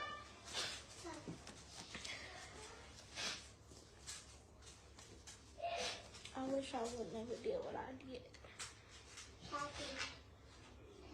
Do you have anything to say? I think her name is Charlotte. It's always the mama fault. I don't want to, because it's not like that. You know what I'm saying? It's obviously these niggas' fault. True. She was smirking. Okay, so I understand that y'all feel like every slight of her face is a smirk, but me personally, y'all, when I'm embarrassed or uncomfortable and I got caught in doing something wrong and now I have to do all of this performing around it, it's hard to not smirk or laugh, and it's an uncomfortable thing. It's not like I'm actually thinking it's funny. I don't know if that has ever happened to y'all before, but like, say I did some shit and somebody, like, they catch me doing it, right? I remember one time I was in high school, I got caught cheating on my little girlfriend. And when she brought it to me, I bust out laughing. And I didn't mean to. I felt bad about it. But the way, you know what I'm saying? But her bringing it up to me, I couldn't stop kind of smiling. Like, I don't know why. It's not that I thought it was funny. I was actually like embarrassed. And I did feel bad. But it's like I couldn't help but to laugh. It's weird. But I'm looking at the fact that her eyes are red. Her face is red. And y'all, I still think she's a child. And y'all, I don't care what y'all are talking about. Like, a large mob of grown adults coming to string you up is scary. That's the one, those abused kids talking. When this little girl just said, y'all don't understand everything I have to go through. Like, what are you doing in the house? But it's not funny, y'all. You don't laugh because things are funny.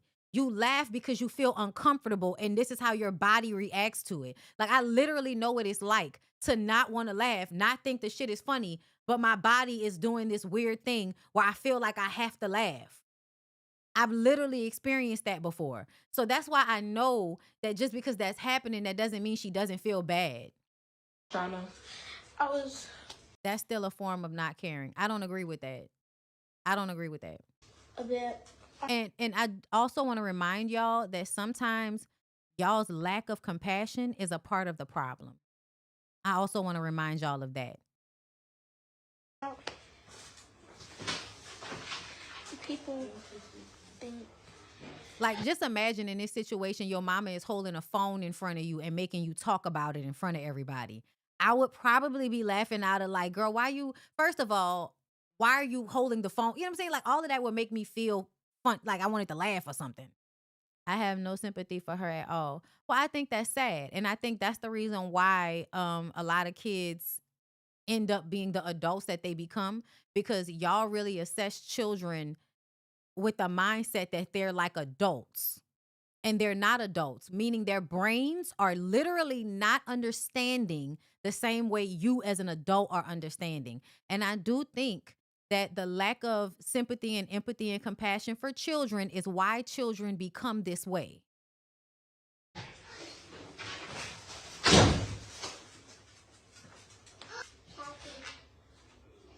Do you have anything to say? I think her name is Shauna. I was a bit, people think. I'm not saying you should have compassion for what she did, like compassion for her as the aggressor in that situation. No. I'm talking about once you understand that this is a child that this just happened to, and we automatically know we want to blame the parents, then we automatically know something is happening to the child for the child to act this way. Which means I'm going to then have compassion for the child too, because guess what they are? A child. And I'm going to feel like they didn't get this way on their own. I'm going to feel like somebody was hurting a fucking child or neglecting or teaching a child wrong, and this is how the child ends up hurting the adults. And I am going to have sympathy for that because I was abused as a child. So yeah, I am. And I know kids when I was growing up who were angry and volatile, and guess what was happening to them? They were being abused. So yes, in this moment, watching this, I am going to have sympathy for a child because she's a child. And I'm going to have sympathy for the other children in the situation because apparently they being raised by somebody that's not doing right by them. Somebody I'm a different person than that. I think everybody, we've all seen the video. Everybody's been sharing it. The public outcry is definitely there. And we're all on the same accord that it was, we want, I think more so than anything, we want everybody to understand that this is a child. All of them children that was in that video was children.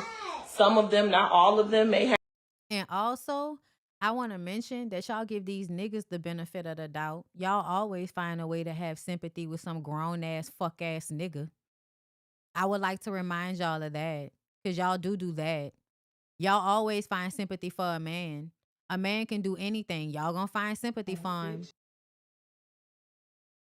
He deserve a second chance. He deserve a second chance.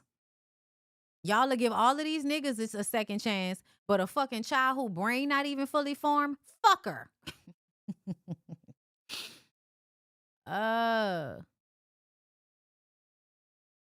Let me see. Let me say this. First, my daughter is a great ass kid. She's an A student, captain. Like, no. All of this is wrong.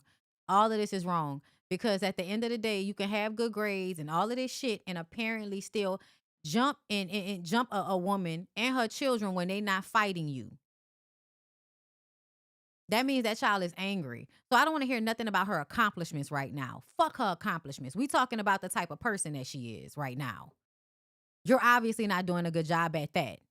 Y'all don't teach children empathy. That's another thing.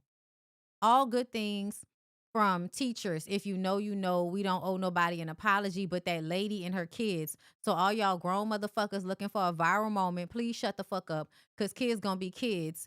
And it's a kid out here that did way worse shit. That's all terrible logic. That's all terrible logic. Kids gonna be kids comes from men are gonna be men or boys will be boys. No, bitch. No, that's making an excuse for the behavior. See, I'm already finding issues in the mindset of the mama. Okay? This is all telling me that the mama is not teaching her daughter properly by the things that she's saying. Because a lot of y'all, because y'all don't want to actually engage with y'all children, y'all just adopt this mindset that kids will be kids. They gonna do what they want to do anyway. No, bitch. Kids do what you allow them to do. Let alone y'all ass when y'all was 12 or 13 years old. Y'all ass used to be out here beating up crackheads and all. Okay, see, no. And that doesn't even make any sense, okay? To me, teenage psychopaths go beat up crackheads. Those of us with sense know that people with crack strength are unpredictable. Never in my life have I wanted to go and fight an adult, let alone a crackhead. Because I've always heard about what they call crack strength. Okay? So you trying to make it seem as if we've all done this?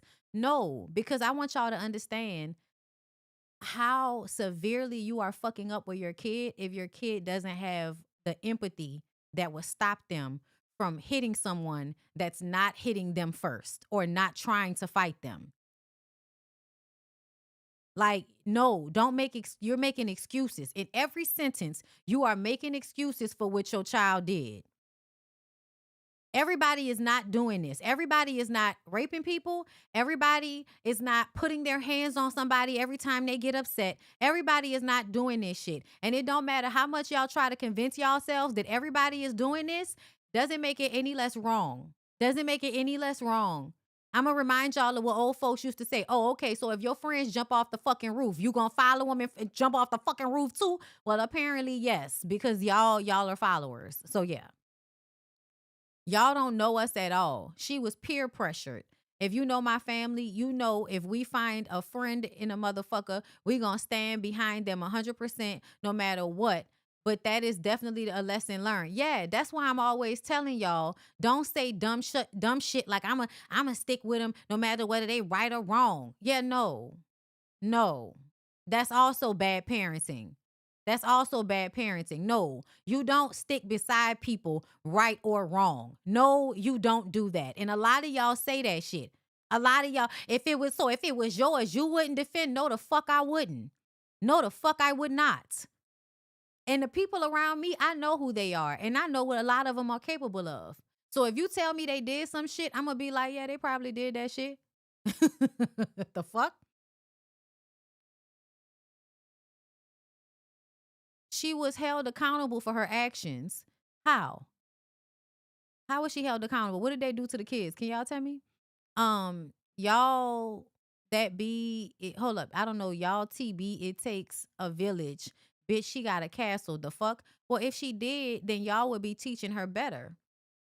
And everybody standing 10 toes behind her. Yeah, we saw. We saw everybody standing 10 toes behind her when she started punching at that lady. We saw.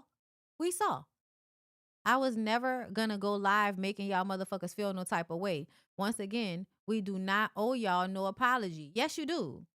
To be honest, the fact that we had to watch what happened to that lady was an affront to all of us. I'm gonna be very real with you. Yes, you do. You owe the community girl. Once again, there are not enough of y'all already running to purchase my very amazing merch, telling y'all that this community is not okay.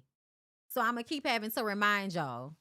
Cause I haven't got a update saying y'all bought nothing yet, and I feel away. Okay.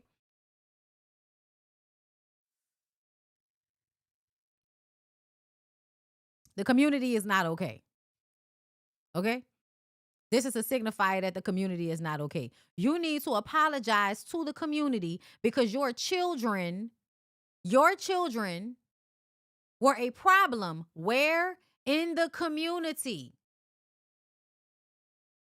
Your children running around acting a fucking fool is a problem in where? The community. So yes, you owe us a fucking apology because I don't want to get on my timeline and see a whole bunch of children beating up on no woman and her 3 kids.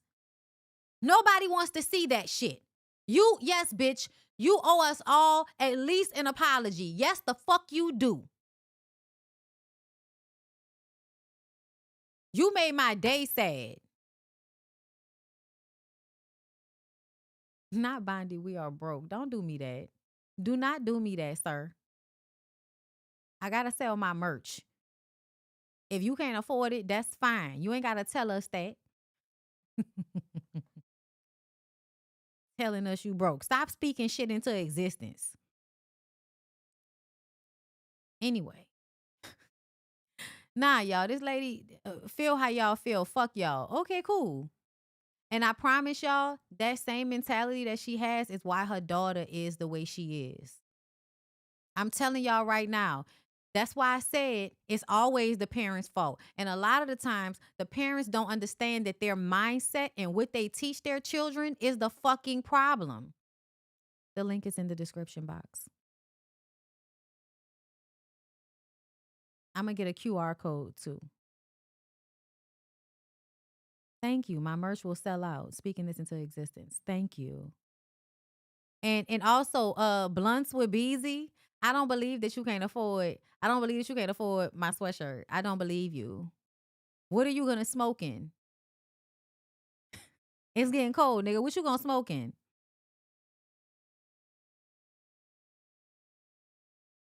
I don't believe you. The link is in the description box, y'all. Look in the description box of the video. It's right there for you, baby. Right there for you, baby. All right. I think I'm done. I think I'm done. How long I've been up here? For 3 hours and 10 minutes. Y'all, I still want to talk about shit. I hate that I'm like this. Bitch, I still won't talk. I still feel like I'm not done talking. Okay? That's how it be sometimes. But I gotta go downstairs and I gotta go because I gotta get ready for this workout class, girl. I'm going to this workout class with my little niece. So I can go spend time with my family and make sure, that we're supporting and we're spending time. But it's so much shit that I want to get into with y'all. And yeah, okay, Ooh Ladies First panel is also tonight on Niecy's channel. So I will be back. Hold up, y'all. Okay, here we go. I will be back later. But yes, the link to the y'all, why y'all can't look in the description box? What's wrong? What's wrong with is it not in the description box? Because I thought I put it in the description box. Why y'all can't look in the description box? Everybody like drop the link. It's like it's in the description box, baby. Like you just gotta click down. You just gotta click down, love. It's right here on your phone. I'm right here.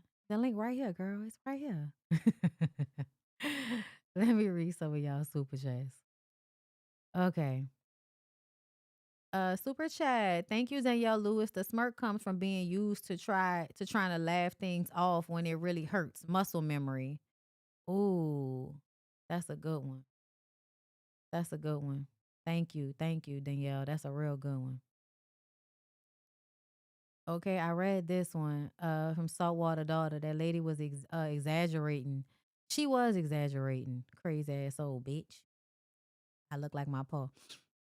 Yeah, unfortunately. Hey, Bondi, I need to get 2 ticks for the December show. I sent you an email waiting for the D's level commentary. Thank you. Okay, so if you sent it, you had to have sent it to me since I've been on live. I'm going to get to it. Because I checked right before, and I want to make sure if you sent one, then, I would have got it because I checked my before. And thank you, Lady T. Thank y'all so much for the super chats. I appreciate y'all supporting my channel. I also appreciate y'all getting my merch. Okay. I clicked the other link. It worked for you? Okay. It worked for you. It worked for you. It worked for you. It worked for you. It worked. It worked. It worked. It worked. It worked for you. It worked for you. It worked for you. It worked for you. It worked. It worked.